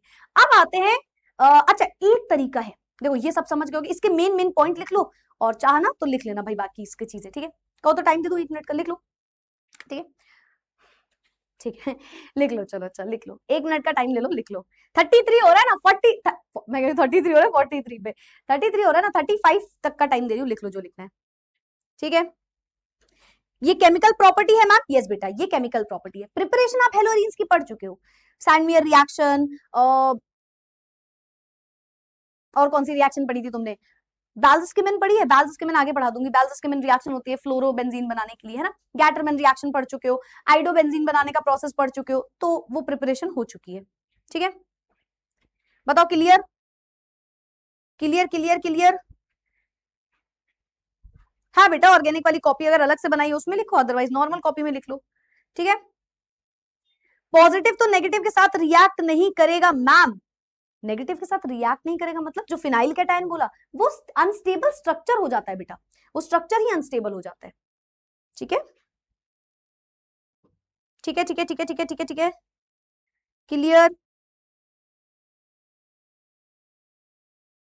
पीछे वाला नहीं लिख पाए, लिख लो लिख लो लिख लो, ये लिख लो, स्ट्रक्चर बना लो ये वाले, दीज स्ट्रक्चर्स आर इंपॉर्टेंट, ठीक है क्लियर।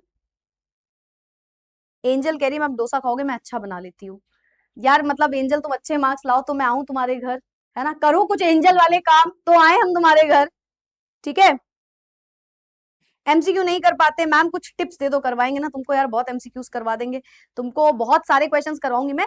और एमसीक्यूज सीयूटी वाले बच्चे भी होंगे हमारे पास, है ना, तो एमसीक्यूज कोशिश किया करो बेटा, रोज आप 10 मिनट 20 मिनट स्पेशली, मतलब अगर मैं जेन्युइनली बोलूं तो 20-30 मिनट तो एमसीक्यूज रोज प्रैक्टिस करो, रोज एवरी डे कहीं से प्रैक्टिस करो। तुम कोई बुक एमसीक्यूज की परचेज कर सकते हो, तुम सीयूटी की कोई बुक परचेज कर सकते हो। MCQs are very important. और मैं बताऊं, कुछ परचेज करने की जरूरत नहीं होती, आजकल ऑनलाइन का जमाना है, चुपचाप सर्च कर लो और कर लो। वैसे हम तो आपको प्रोवाइड करेंगे ही, हम तो आपको एमसीक्यूज प्रोवाइड करेंगे ही, है ना, आपके टेस्ट होते हैं उसमें एमसीक्यूज होते हैं, बट उसके अलावा भी सीयूटी वाले बच्चों के लिए मैं कह रही हूँ थोड़ा सा एक्स्ट्रा अटेंटिव रहा करो हमेशा, ठीक है। वैसे टेंशन की जरूरत नहीं है, सीयूटी वाले बच्चों के लिए भी एमसीक्यूज अभी आ रहे हैं, है ना।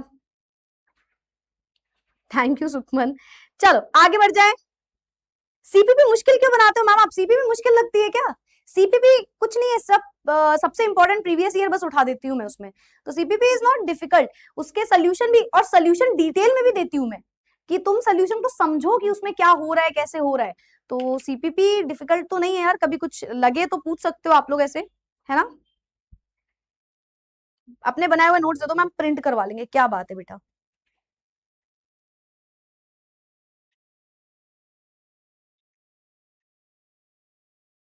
ठीक है, आगे बढ़ जाए। नहीं नहीं नहीं, अभी कोई रेफरेंस बुक नहीं यूज करनी है, अभी कोई रेफरेंस बुक तुम्हें यूज नहीं करनी है इसके अलावा, ठीक है। चलो आगे बढ़ जाए। ठीक है ठीक है ठीक है ठीक है। Harsimran is saying, ma'am, you are a very beautiful person and you have the beautiful heart. You are one of the kindest teacher I have ever met. अरे यार, thank you so much Harsimran, means a lot, means a lot यार। That's a very beautiful thing. यार पता है क्या होता है, आपको लगता है जैसे हम लोग आपको बहुत मोटिवेट करते हैं, है ना, सारे टीचर्स करते हैं, but you don't even know कि आप हमें कितना मोटिवेट करते हो। पता है ऐसा होता है ना, कई लोग मुझे पसंद नहीं करते होंगे, या शायद किसी बहुत सारे लोगों के साथ ऐसा होता है ना, बट मुझे मुझे जेन्युइनली अभी ऐसा फील आने लगा है, I M one of the luckiest person. मैं बचपन से ऐसा सोचती थी कि मैं बहुत अनलकी, और मैं बहुत रोती रहती थी ऐसे भगवान से बात करते करते, बचपन में होता ना यार ऐसे, तो मैं हमेशा कहती थी आई एम वेरी अनलकी, मेरे पास ये नहीं है, मेरे पास वो नहीं है, मेरे सारे फ्रेंड्स के पास सब कुछ है।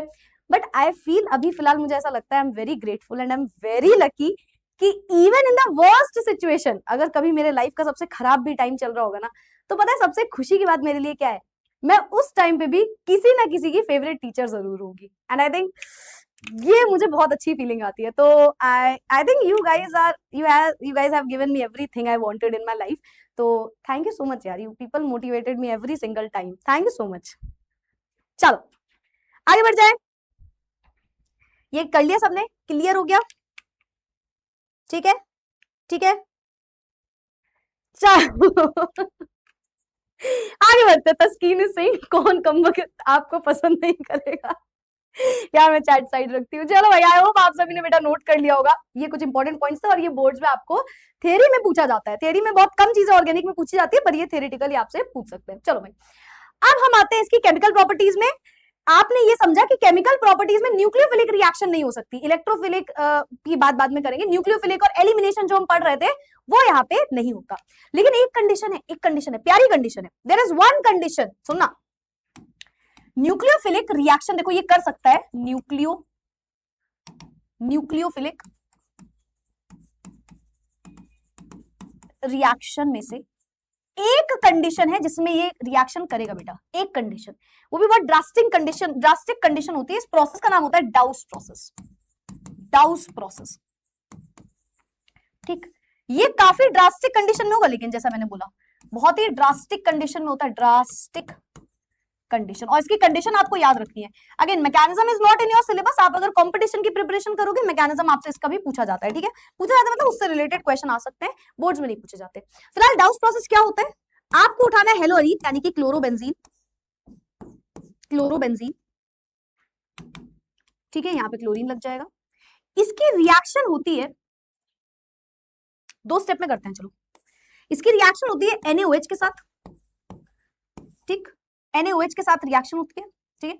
अब इसकी कंडीशन बहुत इंपॉर्टेंट है, 623 केल्विन टेम्परेचर होता है, 300 atm का प्रेशर होता है, 623 केल्विन टेम्परेचर होता है, 300 atm का प्रेशर होता है। ये कंडीशन इज वेरी इंपॉर्टेंट, याद रखनी पड़ेगी, कंडीशन याद रखनी पड़ेगी बहुत अच्छे से, मतलब कंडीशन ही पता होनी चाहिए तुम्हें। 623 केल्विन टेम्परेचर होना चाहिए, 300 एटीएम प्रेशर होना चाहिए। You have to learn this. नहीं करोगे, नहीं लिख के आओगे, रिएक्शन गलत हो जाएगी। इस टेम्परेचर पे ही ये रिएक्शन होती है, इस प्रेशर पे ही ये रिएक्शन हो रही होती है, ठीक है। चलो, तो ये किसमें कन्वर्ट हो जाता है पता है? ये कन्वर्ट हो जाता है सोडियम फिनॉक्साइड।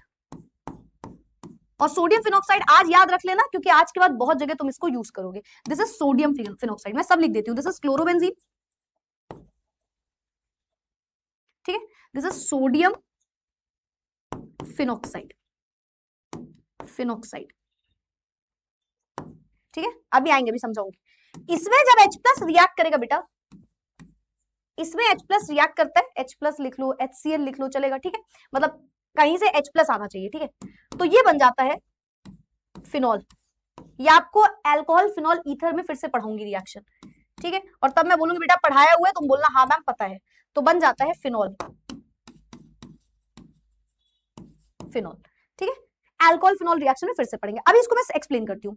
एक क्लोरोबेंजीन को लिया जाता है और इसको रिएक्ट कराया जाता है सोडियम हाइड्रोक्साइड के साथ। ये इंडस्ट्रियल मेथड है for the preparation of industrial method. Industrial method मतलब बड़े लेवल पे जब हमको फिनॉल बनाना होता है ना, तो हम ये रिएक्शन लगाते हैं। Industrial method for preparation of phenol. मैं फिर से बोल रही हूँ, नेक्स्ट चैप्टर में ये रिएक्शन मैं तुमसे पूछूंगी, तुमको पता होनी चाहिए, ठीक है। तो ये एक इंडस्ट्रियल मेथड होता है ना, इंडस्ट्री वगैरह में इसको यूज करते हैं ताकि हम फिनॉल को बना पाए, ठीक है। तो क्या होता है फिर से सुनना, क्लोरोबेंजीन को उठाया जाता है और इसको रिएक्ट कराया जाता है 2 times of sodium hydroxide NaOH के साथ, ठीक है। अब ये क्या करता है, ये NaOH जो है NaCl को लेके बाहर निकल जाता है, यहाँ पे माइनस NaCl हो रहा होता है। ये जो Na है देखो, NaOH आता है, NaOH, NaOH, ठीक। ये NaOH क्या करता है, NaCl को पकड़ता है और एक ONa जो है वो अटैक करता है, एक ONa जो है वो अटैक करता है और ये H2O भी बाहर निकलता है, माइनस H2O भी होता है। यहां लिखूं कॉमा, माइनस H2O भी होता है। ये रिएक्शन के अंदर हो रहा होता है। खैर मैकेनिज्म तो बहुत अलग है बट आप समझ सकते हो। 2 टाइम्स ऑफ NaOH आया, एक NaOH और दूसरा NaOH। एक Na ने Cl को पकड़ा होगा, ठीक, NaCl बाहर निकला और एक NaO ने अटैक किया, इसने अटैक किया एज अ न्यूक्लियोफाइल। देखो ONa माइनस, ONa है ना, उसमें ऑक्सीजन माइनस चार्ज होता है, तो न्यूक्लियोफाइल आया, उसने अटैक कर दिया, बचा OH और H, तो H2O भी बाहर निकल गया, ठीक है। This is डाउस process, this is डाउस process, ठीक है। ये लिखा रन देते और 623 केल्विन टेम्परेचर और 300 एटीएम प्रेशर पे ये कहानी होती है। तो बन क्या जाता है, सोडियम फिनॉक्साइड। इसमें O नेगेटिव Na पॉजिटिव होता है, O नेगेटिव होता है, Na पॉजिटिव होता है, ठीक है। इस तरीके से सोडियम फिनॉक्साइड बनता है, ठीक है। Yes ma'am. अब H+ आएगा, H+ जैसे कि HCl हो गया है ना, यहाँ पे HCl बाहर निकल जाएगा। जैसे मान लो आपने इसको H+ मतलब HCl, ठीक, तो NaCl बाहर निकलेगा, मतलब H+ ने अटैक किया होगा Na पॉजिटिव O नेगेटिव, तो H+ O के पास चला गया होगा और जो Na है वो इसके Cl के पास चला गया होगा, तो NaCl बाहर, OH बन गया। This is the complete reaction, this is nucleophilic reaction. और ये ड्रास्टिक कंडीशन, बहुत हाई टेम्परेचर में ये सब करते हैं तभी ये रिएक्शन होती है, अदरवाइज हमको पता है ये न्यूक्लियोफिलिक रिएक्शन इतनी जल्दी नहीं दिखाता, पर इतने हाई टेम्परेचर हाई प्रेशर पे ये रिएक्शन हो जाती है, ठीक है। बताओ किसी किसी क्लियर? इसीलिए आप पता है, आप हम इसको यूज ही नहीं करते ज्यादातर। फिनॉल को अगर आपको लैब्स में बनाना है या छोटे प्रिपरेशन करनी है, हम इसको नहीं यूज कर सकते। क्यों? क्योंकि बहुत सेटअप बहुत हाई है ना, हाई टेम्परेचर है, मतलब इस सेटअप में हाई प्रेशर है, तो पूरा इंडस्ट्री लेवल पे कर सकते हैं, बट छोटे लेवल पे हम इस रिएक्शन को नहीं करते कभी भी। बताओ आया? ड्रास्टिक कंडीशन का मतलब बेटा कि मतलब काफी हाई कंडीशंस, ऐसी कंडीशंस जिसको हम छोटे प्रोडक्ट, जैसे हमें एक फिनॉल बनाना है, मान लो हमें फिनॉल थोड़ा सा बनाना है, हम इस कंडीशन को नहीं लगाएंगे। इतना हाई टेम्प, इतना कॉस्ट क्यों लगाएंगे हम इसमें? इतनी कॉस्ट एफिशिएंट नहीं है ये रिएक्शन, तो इस वजह से इसको बोलते हैं ड्रास्टिक कंडीशन, भयानक कंडीशन। हाईएस्ट टेम्परेचर 623 केल्विन पे पहुंचाओ टेम्परेचर, 300 एटीएम पे पहुंचाओ प्रेशर, तब ये रिएक्शन लगती है, और इसलिए हम इसको इतनी जल्दी नहीं करते, ठीक है। HCl की जगह H+ की जगह HCl लिख दे, हाँ हाँ बेटा लिख लो, जो आपको लिखना हो इस तरीके से आप लिख सकते हो। मैंने बताया कि H+ होना चाहिए, एसिड से आपको H+ चाहिए होता है, ठीक है। So this is the reaction, ठीक है, ठीक है, ठीक है। केमिकल सारी केमिकल प्रॉपर्टी ही पढ़ रहे हो बेटा, प्रिपरेशन पढ़ चुके हो, प्रिपरेशन पढ़ चुके हो, हेडिंग लगा लो ऊपर केमिकल। यार याद ही रखो ना, ये जो न्यूक्लियोफिलिक होती हैं, SN1, SN2, E1, E2 और क्या बोलते हैं मेटल्स, इन सब, और पता है ये सब केमिकल प्रॉपर्टीज होती है। और एक बात बताती हूँ, कोई कह रहा है मैम कंफ्यूज हो जाते हैं, कैसे कंफ्यूज हो गए? क्या लिखा है उसमें? तुम हेलो अरीन से कुछ बना रहे हो तो केमिकल प्रॉपर्टी होगा ना, प्रिपरेशन थोड़ी होगा उसका। हेलोरीन से हेलोरीन तो बना नहीं लोगे। तो जब भी केमिकल प्रॉपर्टी पढ़ते हो तो जो भी आप चीज पढ़ रहे हो वही आप रिएक्टेंट तरफ ले लेते हो, तो आपको ऐसे कंफ्यूज नहीं होना है, ठीक है। अच्छे से आ गया, वेरी गुड। आपको याद रखना है बेटा reaction, chlorobenzene can be converted into phenol by heating aqueous sodium hydroxide. छोटी छोटी चीजें लिख लिया करो बाद में, है ना, जैसे ये एक्वस कंडीशन में होता है, ठीक है। एट टेम्परेचर 623 केल्विन, प्रेशर कितना है 300 एटीएम, ठीक है। ये प्रेशर है, ये रिएक्शन है, फिनॉल बन गया। तो डायरेक्ट भी लिख सकते थे आप, मैंने इसको 2 स्टेप में तोड़ के दिखाया तुमको, तुम डायरेक्ट कर सकते थे, यहीं पे H प्लस लिख देते, इधर ही लिख देते कि H प्लस की प्रेजेंस है तो डायरेक्टली फिनॉल बना लेते। पर मैं आपसे बोलूंगी ऐसे मत याद रखना, क्योंकि सोडियम फिनॉक्साइड आप बहुत जगह भी यूज करोगे, एक बार सोडियम फिनॉक्साइड बन जाता है ना तो बहुत सारे प्रोडक्ट्स तब भी बन जाते हैं, तो इस वजह से सोडियम फिनॉक्साइड लिख लो, ठीक है। चलो एनसीईआरटी में आपको ऐसे दिया रहता है, डायरेक्ट आगे बढ़ते हैं। Replacement bye hydroxyl group. अच्छा एक और चीज होती है कि भाई आप OH ग्रुप को ऐसे भी तो लगा सकते हो, है ना, आप ऐसे ले आओ, ये बेंजीन है, बेंजीन पे लगा है क्लोरीन, है ना, आप सोचो कि भाई हमको तो OH ग्रुप को ऐसे ही लेके आना है जैसे NaOH ले आए हम, है ना, हम तो भाई NaOH को ले आएंगे और हम OH को लगा देंगे, क्लोरीन को भगा देंगे। तो एक कंडीशन में फिर एक और बार ये हो सकता है, 2 ही कंडीशन, एक तो वो ड्रास्टिक कंडीशन हो गई जिसमें डाउस प्रोसेस लगा दिया, एक और कंडीशन में हो सकता है, और ये कंडीशन क्या है कि आप इसमें NO2 ग्रुप लगाओ, NO2। अब ये क्या बात हुई, तो यहाँ पे एक एक्स्ट्रा पॉइंट समझो, क्लोरीन जो होता है ना बेटा, ये दोनों चीजें कर सकता है, ये इलेक्ट्रॉन डोनेटिंग ग्रुप की तरह भी काम करता है, ये इलेक्ट्रॉन विदड्रॉइंग ग्रुप की तरह भी काम करता है। मतलब ये बेंजीन रिंग को इलेक्ट्रॉन दे भी सकता है और उससे इलेक्ट्रॉन ले भी सकता है, ठीक है। इलेक्ट्रॉन विदड्रॉइंग ग्रुप को आप -I इफेक्ट बोलते हो, -I effect. Electron donating group यहां पे जो लग रहा होता है वो रेजोनेंस लग रहा होता है, रेजोनेंस, है ना, +M इफेक्ट भी बोल सकते हो, मेसोमेरिक इफेक्ट, ठीक है, इस तरीके से। तो जो क्लोरीन होता है ना, ये इलेक्ट्रॉन विदड्रॉइंग इलेक्ट्रॉन डोनेटिंग दोनों का काम करता है। पूछोगे मैम ज्यादा कौन सा काम कर रहा होता है, इलेक्ट्रॉन विदड्रॉइंग ग्रुप, ज्यादातर ये इलेक्ट्रॉन विदड्रॉ करने की कोशिश कर रहा होता है, ठीक है। अब यहां पे बात ये आती है -I +I, ये सब थोड़ा बहुत किसी को याद है, कभी कभी सुना था, कहीं सुना था, कभी कहीं भी किसी ने सुना था, थोड़ा थोड़ा दिमाग में है कि हाँ ये कुछ होता है मैम, पढ़ा पढ़ा सा लग रहा है, हाँ पढ़ा पढ़ा सा लग रहा है, यस और नो, पढ़ा पढ़ा सा लग रहा है, यस और नो, ठीक है, चलो ठीक है, ठीक है। तो इलेक्ट्रॉन विड्रॉइंग इलेक्ट्रॉन डोनेटिंग दोनों की तरह काम करता है, ठीक है। मतलब ये बेंजीन से इलेक्ट्रॉन ले भी सकता है और उसको इलेक्ट्रॉन दे भी सकता है। तो मान लो ये बेंजीन है हमारी, मान लो आपने क्लोरीन लगा दिया, तो ये इलेक्ट्रॉन विड्रॉइंग की तरह भी काम कर सकता है, भाई हमको इलेक्ट्रॉन लाओ, चलो भाई हमको इलेक्ट्रॉन लाओ, है ना, और हो सकता है इलेक्ट्रॉन डोनेटिंग, पर मैंने आपको बताया ज्यादातर ये इलेक्ट्रॉन विड्रॉइंग की तरह काम करता है, कि भाई ये कहता है हमको इलेक्ट्रॉन दे दो, ये इलेक्ट्रॉन विड्रॉ करने की कोशिश करता है, क्या कोशिश करता है, इलेक्ट्रॉन विड्रॉ करने की भी कोशिश करता है। दोनों कर सकता है, यस बेटा दोनों कर सकता है ना, दोनों कर सकता है। आप इसको हटा के लिख दो कि हाँ मैम डोनेटिंग का काम करेगा, डोनेटिंग लिख दो, चल सकता है, ठीक है। तो ये दोनों इफेक्ट दिखाता है यहाँ पे, ठीक है। अब मान लो ये कभी इलेक्ट्रॉन डोनेटिंग की तरह काम करने लग जाए, मतलब बेंजीन है, उस पे क्लोरीन लगा है, क्लोरीन जो है इलेक्ट्रॉन डोनेटिंग की तरह काम कर रहा है, ठीक है, हो सकता है दोनों की तरह काम कर सकता है, तो हम कुछ कह नहीं सकते, ठीक है। तो इसमें NO2 लगा देते हैं, NO2 ग्रुप। NO2 ग्रुप जो होता है ये इलेक्ट्रॉन विदड्रॉइंग ग्रुप होता है, विदड्रॉइंग ग्रुप। तो अगर कभी क्लोरीन एक्ट कर रहा है as a electron donating group, resonance वाला इसका जो इफेक्ट है वो बढ़ रहा है, इलेक्ट्रॉन डोनेटिंग ग्रुप की तरह मान लो ये काम कर रहा है, तो उसके लिए हमें एक इलेक्ट्रॉन विदड्रॉइंग ग्रुप लगाना पड़ता है। जब इलेक्ट्रॉन डोनेटिंग ग्रुप की तरह काम करता है तो ये इलेक्ट्रॉन डेंसिटी कहां कहां बढ़ाता है, ऑर्थो और पैरा डायरेक्टिंग कर देता है, ऑर्थो और पैरा डायरेक्टिंग ग्रुप हो जाता है, मतलब इनकमिंग न्यूक्लियोफाइल जो आएगा ये उसको ऑर्थो या पैरा पे लगा सकता है, ठीक है। ऐसी इसकी पूरी कहानी होती है। पर इसका लेना देना क्या है, लेना देना ये है कि हम एक और कंडीशन समझते हैं यहाँ पे जिसमें ये रिएक्शन हो सकती है। तो हम क्लोरोबेंजीन को उठाते हैं, सुनना, क्लोरोबेंजीन को उठाया, अब NO2 लगा दिया, NO2 लगाने से इसकी रिएक्टिविटी बढ़ गई, क्यों मैम, क्योंकि ये बोलेगा भाई हम तो इलेक्ट्रॉन देंगे बेंजीन को, ये बोलेगा हम ले लेंगे, हम इससे इलेक्ट्रॉन थोड़े थोड़े ले सकते हैं, हम इससे इलेक्ट्रॉन ले सकते हैं, ठीक। तो इलेक्ट्रॉन विदड्रॉ कर सकता है, तो रिएक्टिविटी बढ़ गई बेंजीन की। अब आप इसको रिएक्ट करोगे सोडियम हाइड्रोक्साइड से, ठीक, तो सोडियम अंदर आना चाहेगा, फिनॉक्साइड बनाना चाहेगा और फिर OH आएगा, OH एंड में जाके लग जाएगा, है ना।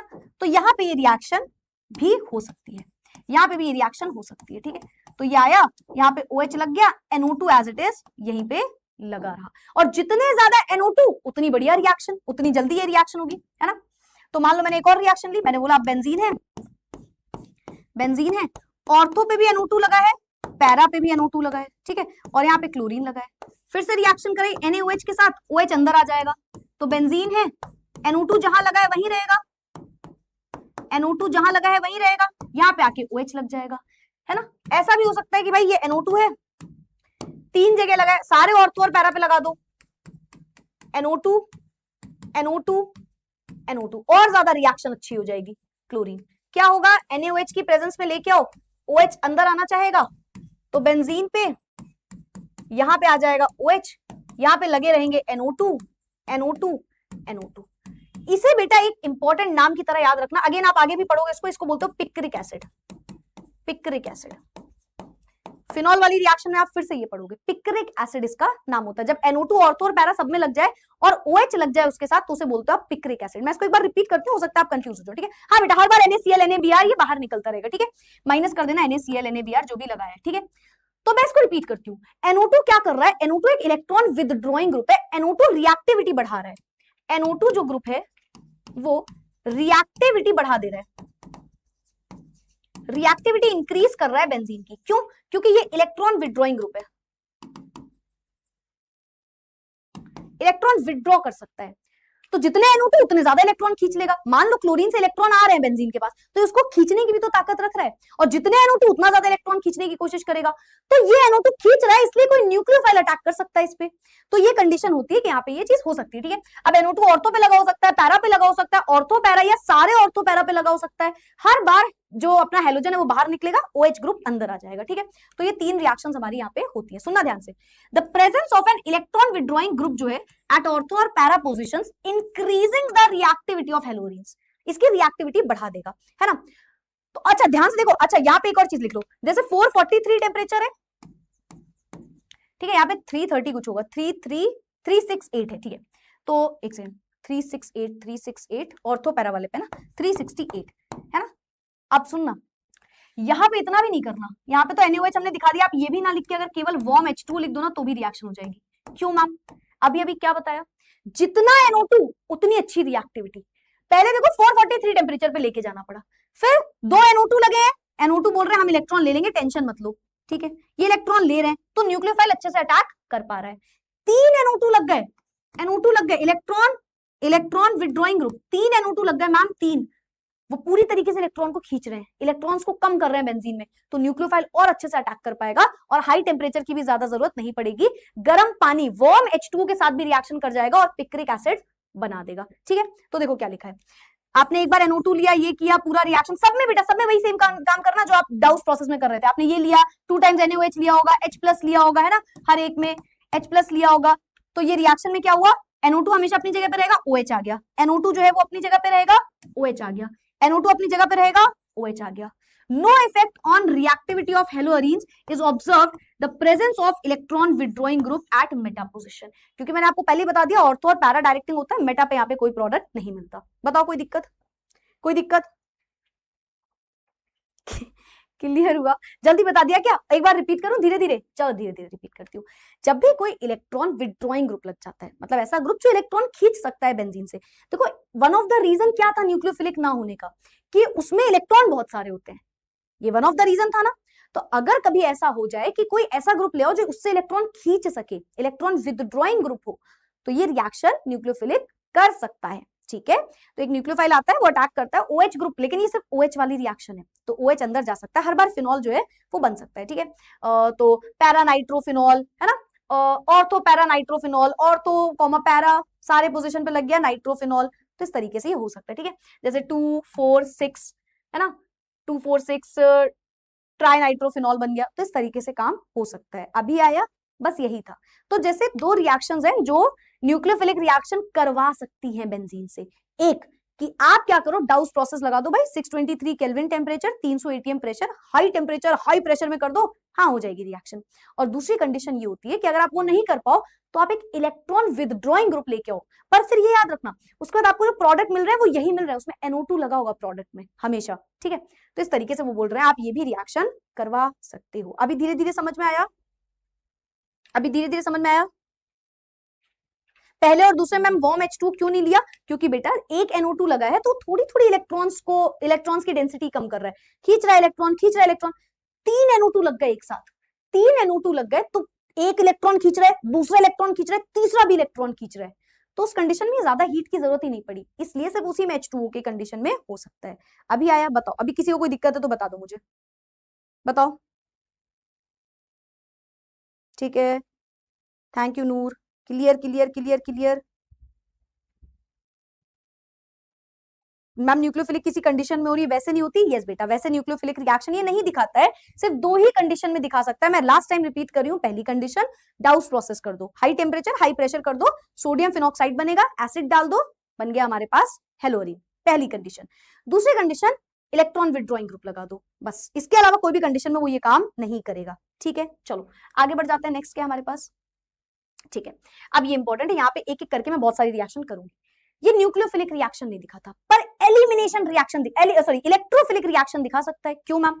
अरे यार फिर वही बात, ये बेंजीन है, बेंजीन के पास बहुत सारे इलेक्ट्रॉन्स बैठे हैं, कोई इलेक्ट्रोफाइल आएगा बोलेगा अच्छा इससे क्लोरीन लगा है, क्लोरीन इसको इलेक्ट्रॉन देने की टेंडेंसी भी रखता है और इससे इलेक्ट्रॉन लेने की टेंडेंसी भी रखता है।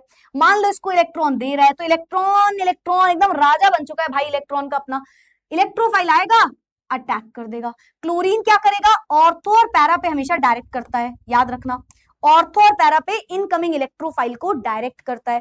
मतलब क्लोरीन इलेक्ट्रॉन भेज रहा है तो वो ऑर्थो और पैरा पे भेज रहा होता है, तो इलेक्ट्रोफाइल जो है वो जाके अटैक कर सकता है। अब ये मत बोलना मैम क्लोरीन तो इलेक्ट्रॉन डोनेटिंग के साथ साथ विड्रॉइंग होता है, डोनेटिंग भी तो होता है, विड्रॉइंग भी होता है, डोनेटिंग भी होता है। तो जब ये डोनेटिंग वाली टेंडेंसी दिखाता है, जो कि ज्यादातर दिखाता है, तो जब ये डोनेटिंग वाली टेंडेंसी दिखाता है तो इलेक्ट्रोफाइल आके इस पे अटैक कर सकता है। ठीक है, तो यहाँ पे बहुत सारी इलेक्ट्रोफिलिक रिएक्शन होंगी, अब आप एक एक करके इसको सुनना, इसमें से बहुत सी रिएक्शन आपने 11th में भी पढ़ी है। ठीक है, तो हम यहाँ पे लिखते हैं electrophilic substitution, electrophilic substitution reaction. सोचो कितनी बड़ी बात है, और बड़ी बात है ना, ये न्यूक्लियोफाइल अटैक करने आ रहा होता है हेलोएल्किन पर, हेलोएरीन में इलेक्ट्रोफाइल आ रहा है, कितनी बड़ी बात है, इलेक्ट्रोफाइल का अटैक झेल रहा है ये, क्योंकि इलेक्ट्रॉन्स ही इतने सारे हैं हेलोएरीन में। सब्स्टिट्यूशन रिएक्शन, ठीक है, इलेक्ट्रोफिलिक सब्स्टिट्यूशन रिएक्शन, ध्यान से सुनना। अब एक एक करके मैं आपको पढ़ाऊंगी। Reaction number 1, reaction number 1 start करें, कोई दिक्कत तो नहीं है? प्रोडक्ट में NO2 हटा सकते हैं? नहीं बेटा, उसमें नहीं हटेगा। तो सुनना, हमने क्या किया, हमने बेंजीन लिया और उसमें हैलोजन लगा होगा, ऑफ कोर्स क्लोरोबेंजीन, ये हमारा क्लोरोबेंजीन हो गया। ठीक है, ये हमारा क्लोरोबेंजीन हो गया। ठीक है मैम, क्लोरोबेंजीन पहली रिएक्शन में क्या होगा, जो क्लोरोबेंजीन है उसका आप कराते हो क्लोरीनेशन, बल्कि इसको लिख लो, जो आप पहली रिएक्शन पढ़ रहे हो, जो आप पहली रिएक्शन पढ़ रहे हो वो है chlorination. Reaction number 1 is chlorination, reaction number 1 is chlorination, या हैलोजिनेशन लिख लो, क्लोरीनेशन मत लिखो, हैलोजिनेशन।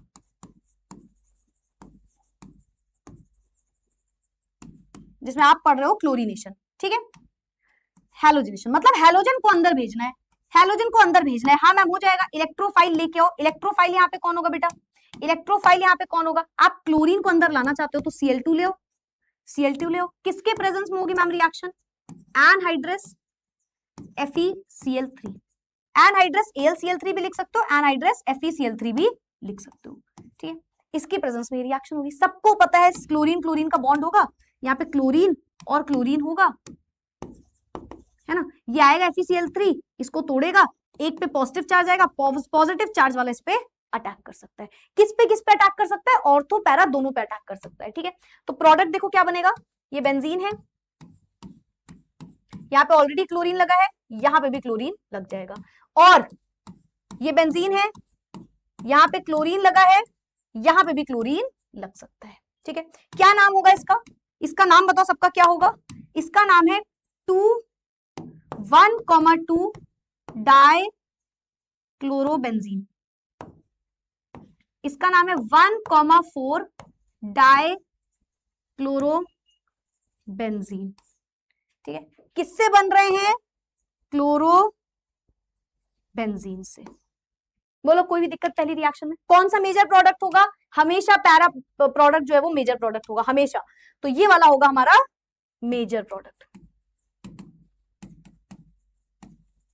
हर बार पैरा पोजीशन वाले मेजर प्रोडक्ट बनाते हैं। Chlorine is ortho and para directing, याद रखना। बताओ किसी को कोई दिक्कत? अभी ये वाली स्पीड सही है? अभी तेज तो नहीं लग रहा है तुम्हें?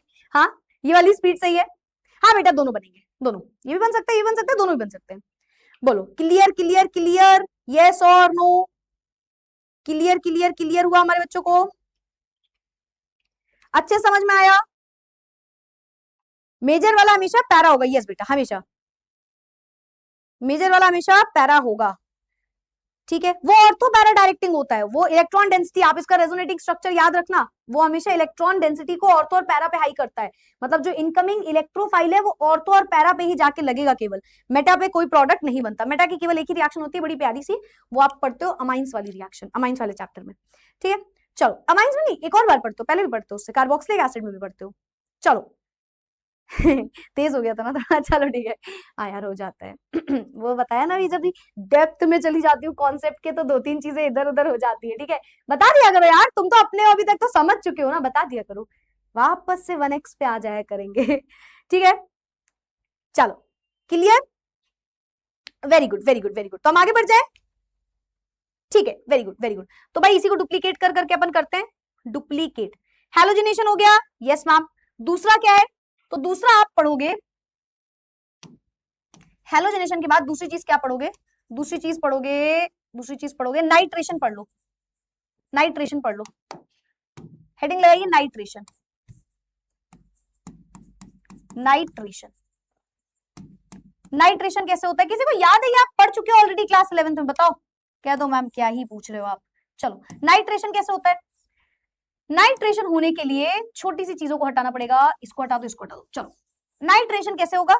इसे आप रिएक्ट करोगे, इस बार रिएक्ट करोगे नाइट्रेशन, तो नाइट्रिक एसिड चाहिए HNO3, कॉन्सेंट्रेटेड फॉर्म में होता है ना, इन the presence of sulphuric acid, in the presence of concentrated H2SO4, दोनों चीजें होनी चाहिए, इन the presence of concentrated H2SO4, दोनों चीजों की प्रेजेंस होनी चाहिए। नाइट्रेशन में कॉन्सेंट्रेटेड नाइट्रिक एसिड तो होता ही है, साथ ही साथ सल्फ्यूरिक एसिड भी होता है। सल्फोनेशन में ऐसा नहीं होता, पर नाइट्रेशन में ऐसा होता है, ठीक है। दिस इज क्लोरोबेंजीन, ठीक है। चलो क्लोरोबेंजीन, ठीक है। तो क्या होगा? NO2, NO2 जो है वो बनेगा इलेक्ट्रोफाइल, NO2 बन जाएगा, NO2 पॉजिटिव, ये बन जाएगा इलेक्ट्रोफाइल, और ये जाके बेटा अटैक कर देगा। जो NO2 है वो बनेगा इलेक्ट्रोफाइल और वो जाके इसमें अटैक कर देगा, NO2 पॉजिटिव, ठीक। अब यहाँ पे और यहाँ पे इलेक्ट्रॉन डेंसिटी हाई होती है, ठीक है। तो एक बार NO2 यहां लग सकता है और एक बार NO2 यहां पे भी लग सकता है। नाम क्या हो जाएगा दोनों का? इसका नाम होता है 1 क्लोरो 2 नाइट्रो बेंजीन, बेंजीन। इसका नाम होता है 1 क्लोरो 4 नाइट्रो बेंजीन, ठीक है। तो ये इनके नाम हो जाएंगे। बोलो कोई दिक्कत? हाँ बेटा एज इट इज, बस आपको लिखना है, कोई मैकेनिज्म नहीं है, कोई भी मैकेनिज्म नहीं है इसमें आपका, ठीक है। Clear clear clear clear clear, very good, ठीक है। सेकंड हो गया, थर्ड करूं? थर्ड नाइट्रेशन, ये मेरे साथ साथ लिखते हुए चलो, इसमें कुछ बड़ा नहीं है। नाइट्रेशन हो गया, नेक्स्ट है बेटा सल्फोनेशन, नेक्स्ट है सल्फोनेशन। सल्फोनेशन बताओ क्या होगा सल्फोनेशन में? सल्फोनेशन, सिर्फ सल्फ्यूरिक एसिड लेके आओ, सिर्फ सल्फ्यूरिक एसिड लेके आओ, कॉन्सेंट्रेटेड सल्फ्यूरिक एसिड सिर्फ लेके आओ, ठीक है।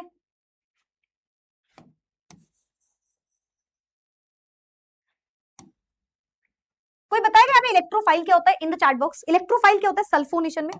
अब आप लेके आओगे सल्फ्यूरिक एसिड, तो आप ले आए H2SO4, H2SO4 में कोई बताएगा इलेक्ट्रोफाइल कौन होता है? कौन अटैक करता है? कौन अटैक करता है इसको? इसको अटैक कौन करेगा? जैसे वहां नाइट्रेशन में NO2 पॉजिटिव इलेक्ट्रोफाइल होता है, सल्फोनेशन में कौन होता है? कोई बता सकता है? सल्फ्यूरिक एसिड आएगा, वेरी गुड, पर अटैक कौन करेगा? जैसे NO2 पॉजिटिव अटैक कर रहा था, जैसे क्लोरीनेशन में Cl पॉजिटिव अटैक कर रहा है, यहाँ पे कौन अटैक करेगा? SO4 नहीं, SO3H, very good very good. Siddhi ने हमें सबसे पहले आंसर दिया, वेरी गुड बेटा, SO3H positive, this is the group, ये अटैक करता है यहाँ पे, तो हर जगह लग जाएगा SO3H ग्रुप, SO3H, यहाँ पे भी SO3H, हर बार मेजर प्रोडक्ट पैरा वाला ही होता है, ठीक है। चलो अब इनके नाम बताओ क्या होगा, नाम बड़ा इंपॉर्टेंट है। देखो SO3H एक क्या बोलते हैं, फंक्शनल ग्रुप की तरह काम करता है, तो इस बार आप इसको तो पूरा बेंजीन की तरह देखोगे और इसको एज अ सब्स्टिट्यूट, तो ये हो जाएगा 1,2 2 क्लोरो बेंजीन सल्फोनिक एसिड, ये सल्फोनिक एसिड होता है ना SO3H जो है, ये क्या है 1 2 3 4 chloro benzene sulphonic acid, 4 chloro benzene sulphonic acid. तो आपने क्लोरीनेशन किया, आपने क्लोरीनेशन की तरह ही ब्रोमिनेशन होता है, क्लोरीनेशन किया मतलब हैलोजनेशन, फिर हमने नाइट्रेशन किया, फिर हमने सल्फोनेशन किया। आगे बढ़ते हैं, नेक्स्ट क्या है हमारे पास, डुप्लीकेट वापस से, ठीक है, ये हो गया। नेक्स्ट क्या है, अब दो रिएक्शन बड़ी important, Friedel Crafts alkylation, Friedel Crafts acylation पढ़ो, Friedel Crafts acylation, Friedel Crafts alkylation, ठीक है। इसको हटा दो, इसको हटा दो, ठीक है, यहां से ये तो रहेगा, ये हट जाएगा, ठीक है। तो अब आप पढ़ोगे फ्रीडल क्राफ्ट एल्काइलेशन, ई पहले आता होगा या आई पहले आता होगा, क्या लगता है तुम्हें, क्या पहले आता होगा, फ्रीडल क्राफ्ट एल्काइलेशन, अरे भाई फ्रीडल क्राफ्ट क्या पहले आता होगा यार, ई पहले आता होगा या आई पहले आता होगा, मतलब मुझे याद नहीं आ रहा है, फ्रीडल क्राफ्ट, फ्रीडल फ्रीडल आई पहले आता होगा, फ्रीडल क्राफ्ट एल्काइलेशन, भाई ई पहले आता तो लगा लेना, एल्काइलेशन, फ्रीडल क्राफ्ट एल्काइलेशन, ठीक है। एक होता है फ्रीडल क्राफ्ट एल्काइलेशन, एक होता है फ्रीडल क्राफ्ट एसाइलेशन, ठीक है। तो यहां पे क्या होता है, फ्रीडल क्राफ्ट एल्काइलेशन और एसाइलेशन में एक बार आता है CH3Cl, RCl जैसे आप बोलते हो CH3Cl in the presence of anhydrous AlCl3। अब वही वाली बात, ये लुइस एसिड होता है, सबको पता होना चाहिए भाई, ये क्या होता है, ये लुइस एसिड होता है। लुइस एसिड के पास इलेक्ट्रॉन्स की कमी होती है, इलेक्ट्रॉन डेफिशिएंट होता है। इन दोनों में से ये क्या करेगा, ये बोलेगा भाई क्लोरीन तुम मेरे पास आ जाओ, तुम्हारे पास इलेक्ट्रॉन है, तुम मेरे पास आ जाओ, और इसमें जनरेट कर देगा CH3 positive group, CH3 plus group को जनरेट कर देगा। CH3 प्लस अटैक करेगा तो यहाँ पे आके CH3 लग जाएगा, यहाँ पे आके CH3 लग जाएगा, ठीक है। याद रखोगे ये बात, नाम लिख लो इसका, 1 क्लोरो 2 मिथाइल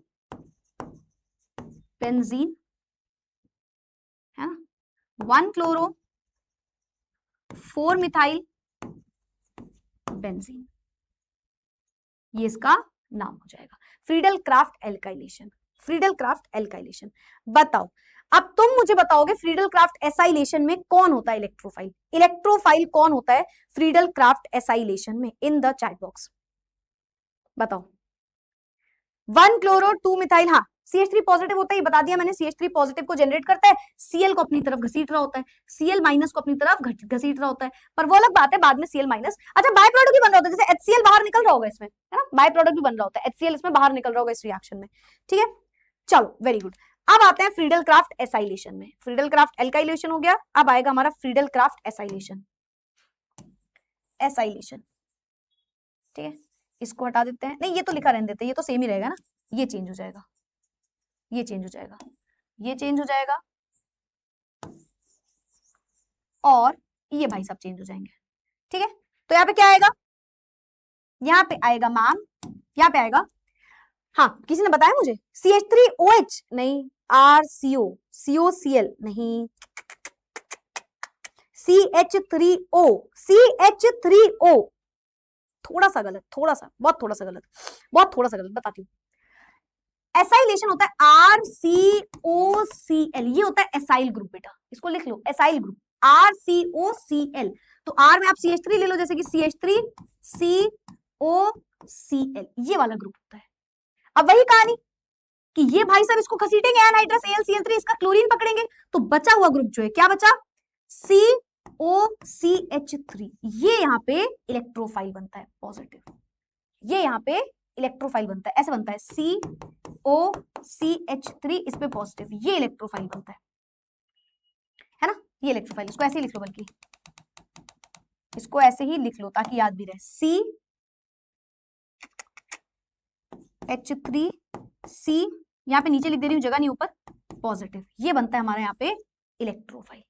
ठीक है, तो क्या लग जाएगा अंदर आके देखो, COCH3, यहां पे भी COCH3, ठीक है, ये लग जाएगा, ये बना देता है एसिटोफिनोन बेटा, ये क्या है, 1 क्लोरो एसिटोफिनोन, ये है 4 क्लोरो एसिटोफिनोन, ठीक है, 1 chloro acetophenone 4 chloro, Friedel Crafts acylation, alkylation नहीं है, एसाइल, एक मिनट, ये क्या होगा, ठीक है, Friedel Crafts acylation, Friedel Crafts acylation,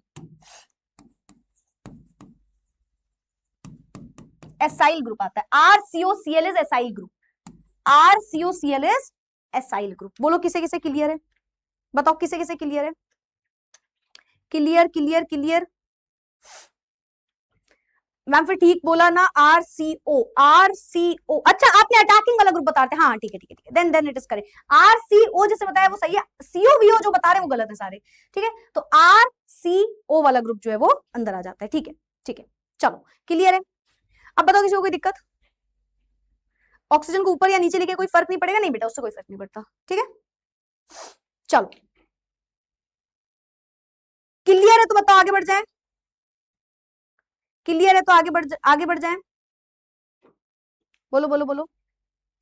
ma'am तो फिर टॉलिन कैसे बनता है, तो फिर आप सिर्फ बेंजीन से टॉलिन बनाते हो, जैसे आपने जब 11th में भी पढ़ा होगा, तो बेंजीन लेते हो, उसमें CH3Cl से रिएक्ट करा तो CH3 अंदर चला जाता है, टॉलिन बन जाता है।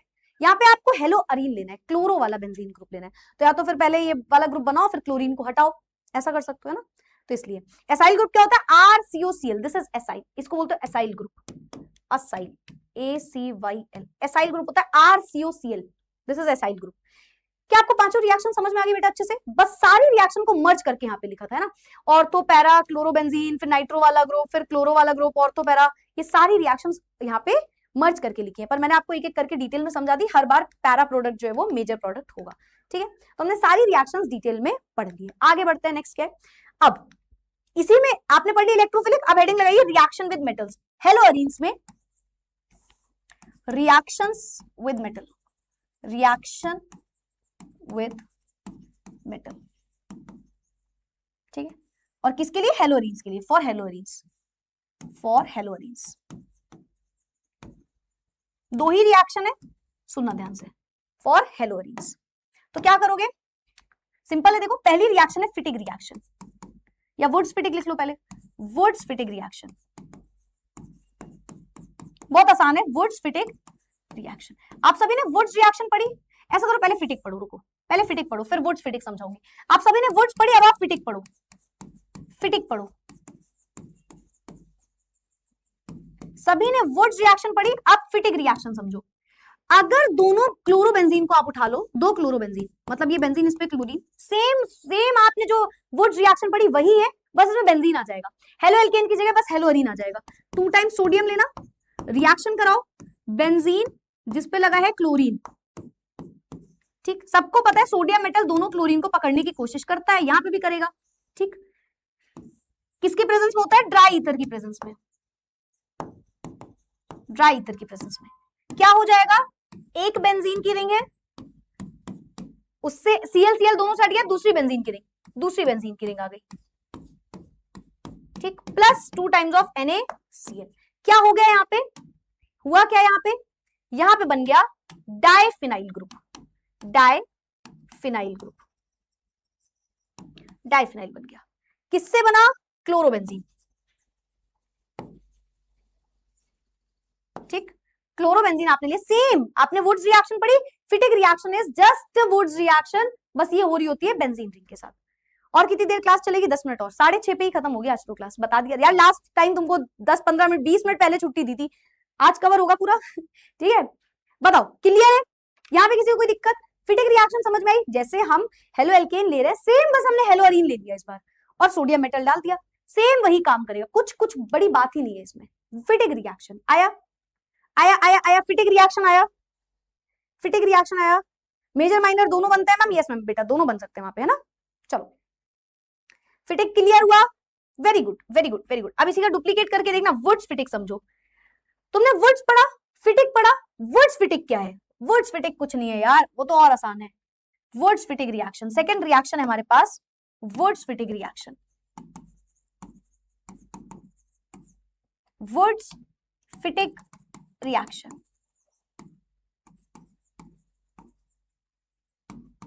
कुछ नहीं करना है, बस एक चीज करना, यहां पे इसको हटा दो, ठीक, यहाँ पे इसको हटा दो और यहाँ पे क्लोरीन लगा रहने दो। चलो सोडियम वो ले आओ, बेंज आर वाला ग्रुप, CH3Cl ले आओ, CH3Cl ले आओ बस, ठीक है, कुछ भी नहीं करना, बस यहाँ पे ले आओ CH3Cl, CH3Cl,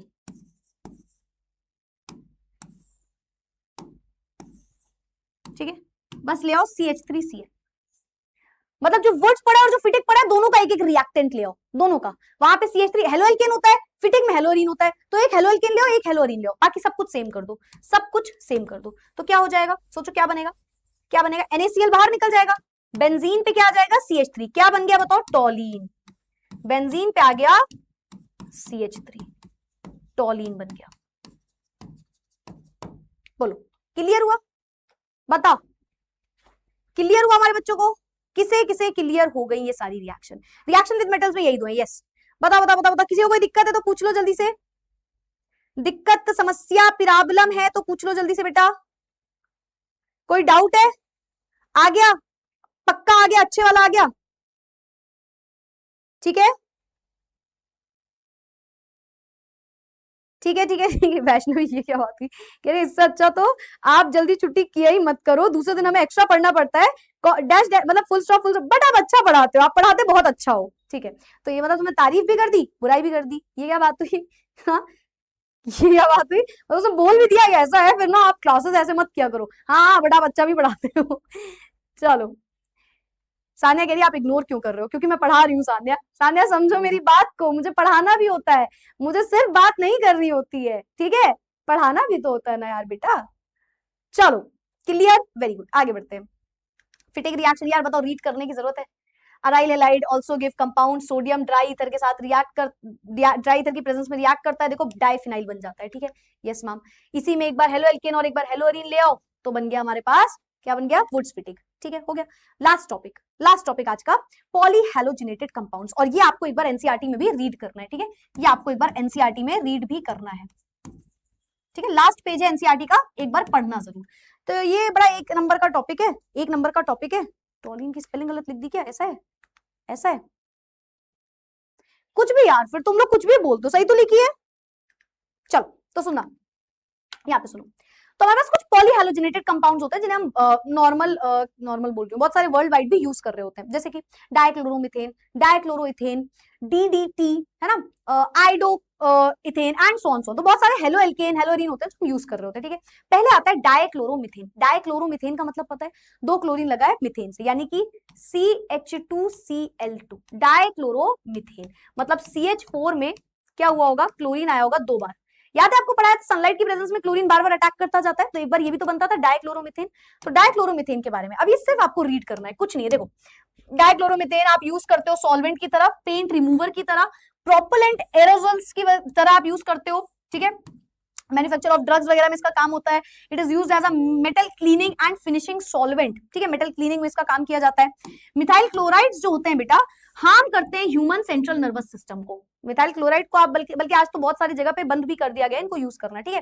exposure to lower levels of methylene chloride in air can lead to slightly impaired hearing and vision. तो बहुत सारी दिक्कतें हो सकती हैं इससे, इस वजह से इसको यूज कर बैन भी कर दिया गया कई जगह पे।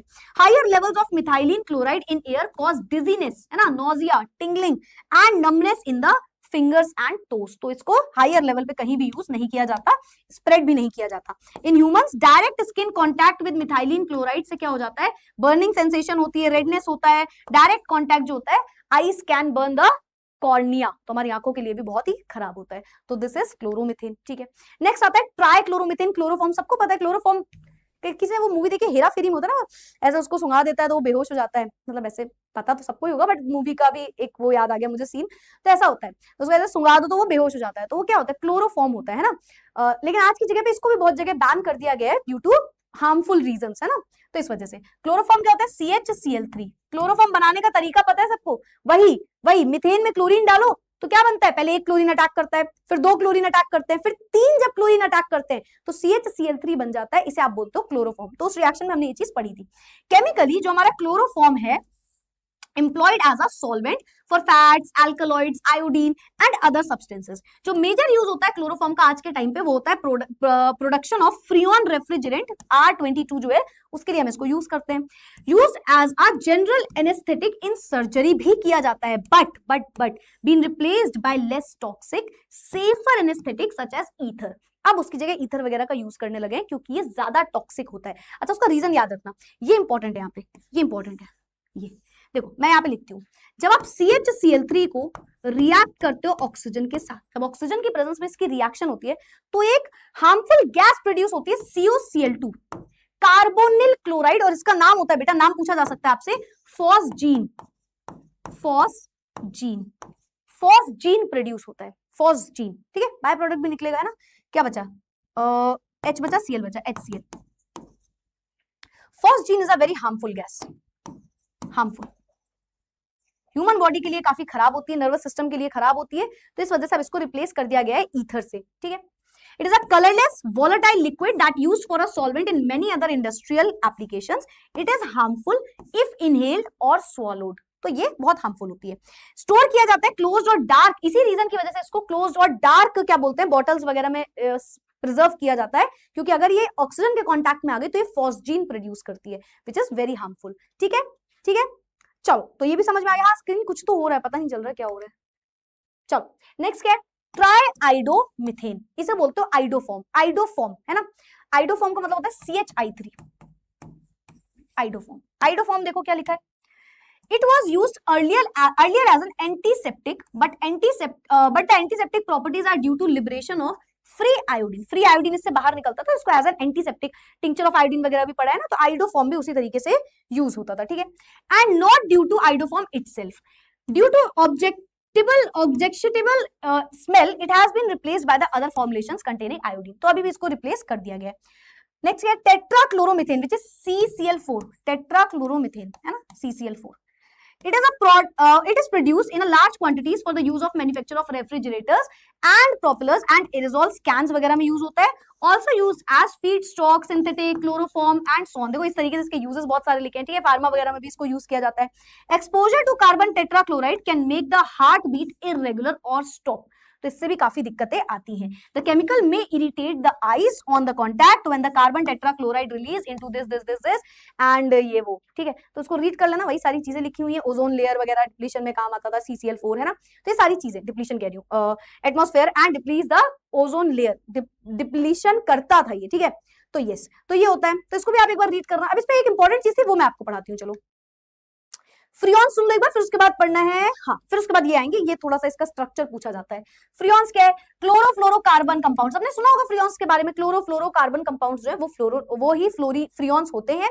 मिथेन और इथेन के जो क्लोरोफ्लोरोकार्बन कंपाउंड्स होते हैं, ठीक है, इसे ही आप बोलते हो freons. They are extremely stable, unreactive, non toxic, non corrosive and easily liquefiable gases. क्या होती है फ्रियॉन्स, ये याद रखना। जो आपका मिथेन और इथेन होता है उसके क्लोरोफ्लोरोकार्बन्स जो होते हैं उसे आप कलेक्टिवली फ्रियॉन बोलते हो। फ्रियॉन 12 जो है वो one of the most common freon है इंडस्ट्रियल में, जिसको यूज किया जाता है, ठीक है।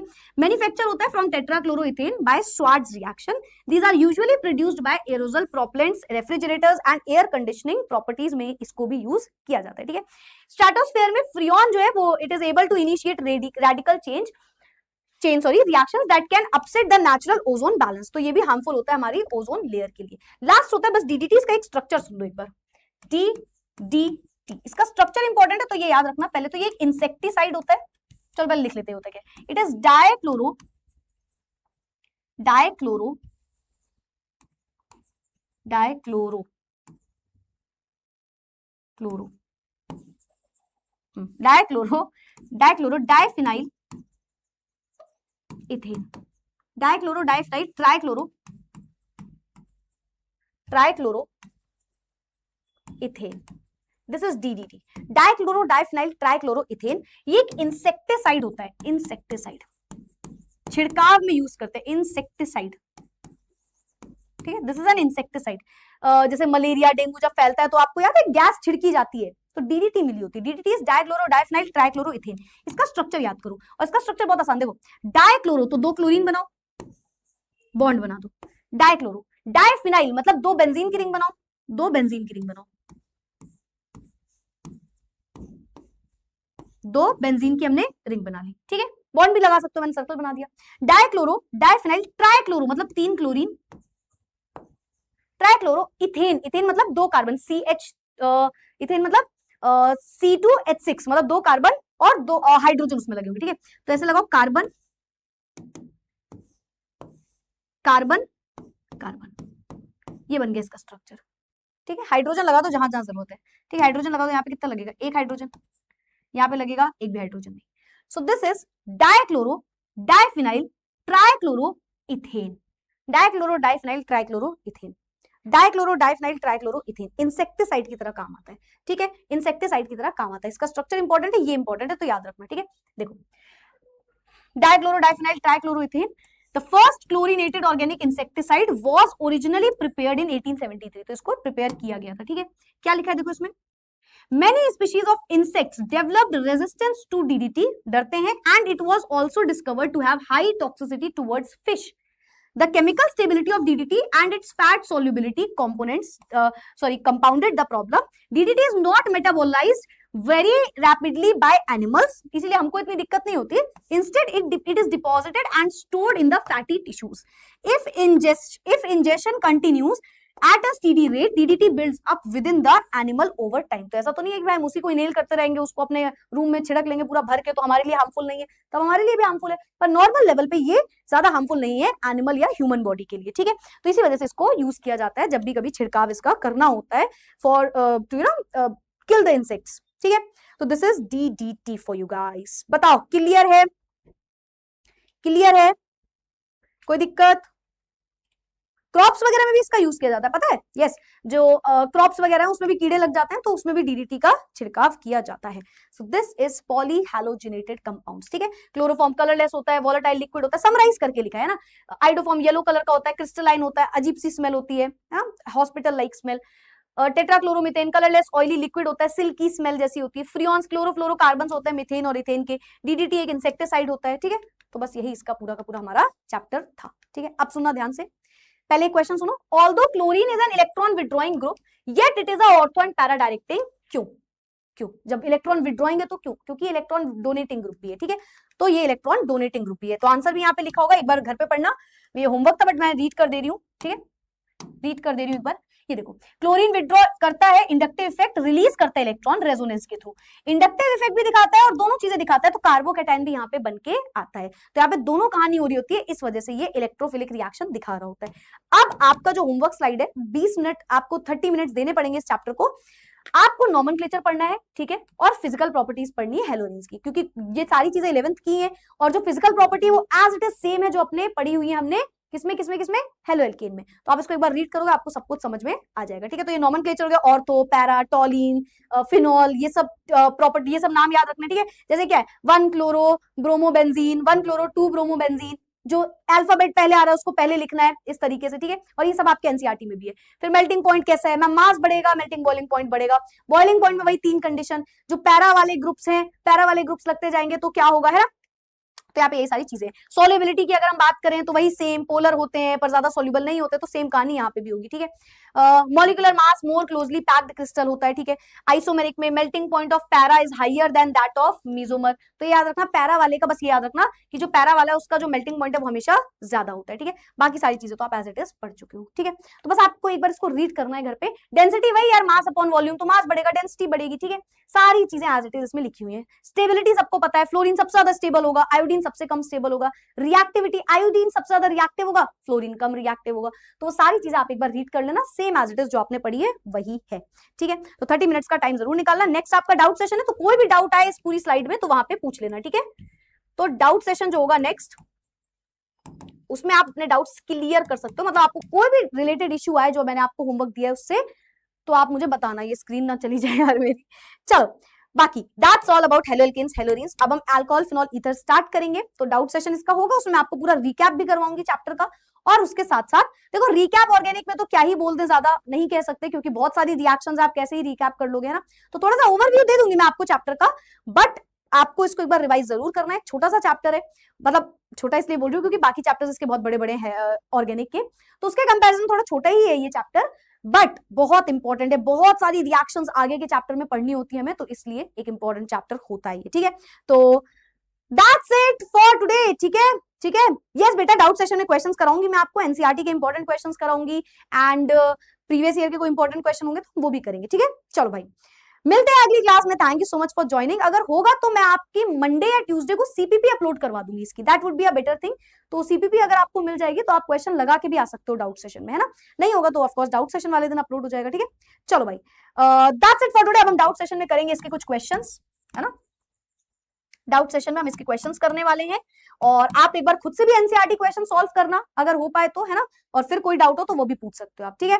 चलो, now I see you all in the next class. Thank you so much for joining. I hope haloalkanes haloarenes आपको समझ में आया होगा, पर इसके क्वेश्चंस भी अभी करने हैं। तो डाउट सेशन में हम इसके क्वेश्चंस करेंगे, जो क्वेश्चन बोर्ड में पूछे जाते हैं वैसे क्वेश्चन भी हम करेंगे, ठीक है। चलो भाई, ठीक है, ठीक है, ठीक है, ठीक है। टेस्ट की बात बता दूं, टेस्ट बेटा अभी आपका नहीं है, अब आपका टेस्ट नेक्स्ट वीक ही होगा, क्योंकि ये चैप्टर भी खत्म हुआ है। तो नेक्स्ट वीक मैं इसका टेस्ट लूंगी डाउट सेशन के बाद, ठीक है। Thank you so much everyone, bye bye, take care, keep studying, keep learning. मिलते हैं अगली क्लास में अगले डाउट सेशन के साथ इस चैप्टर के। Bye everyone.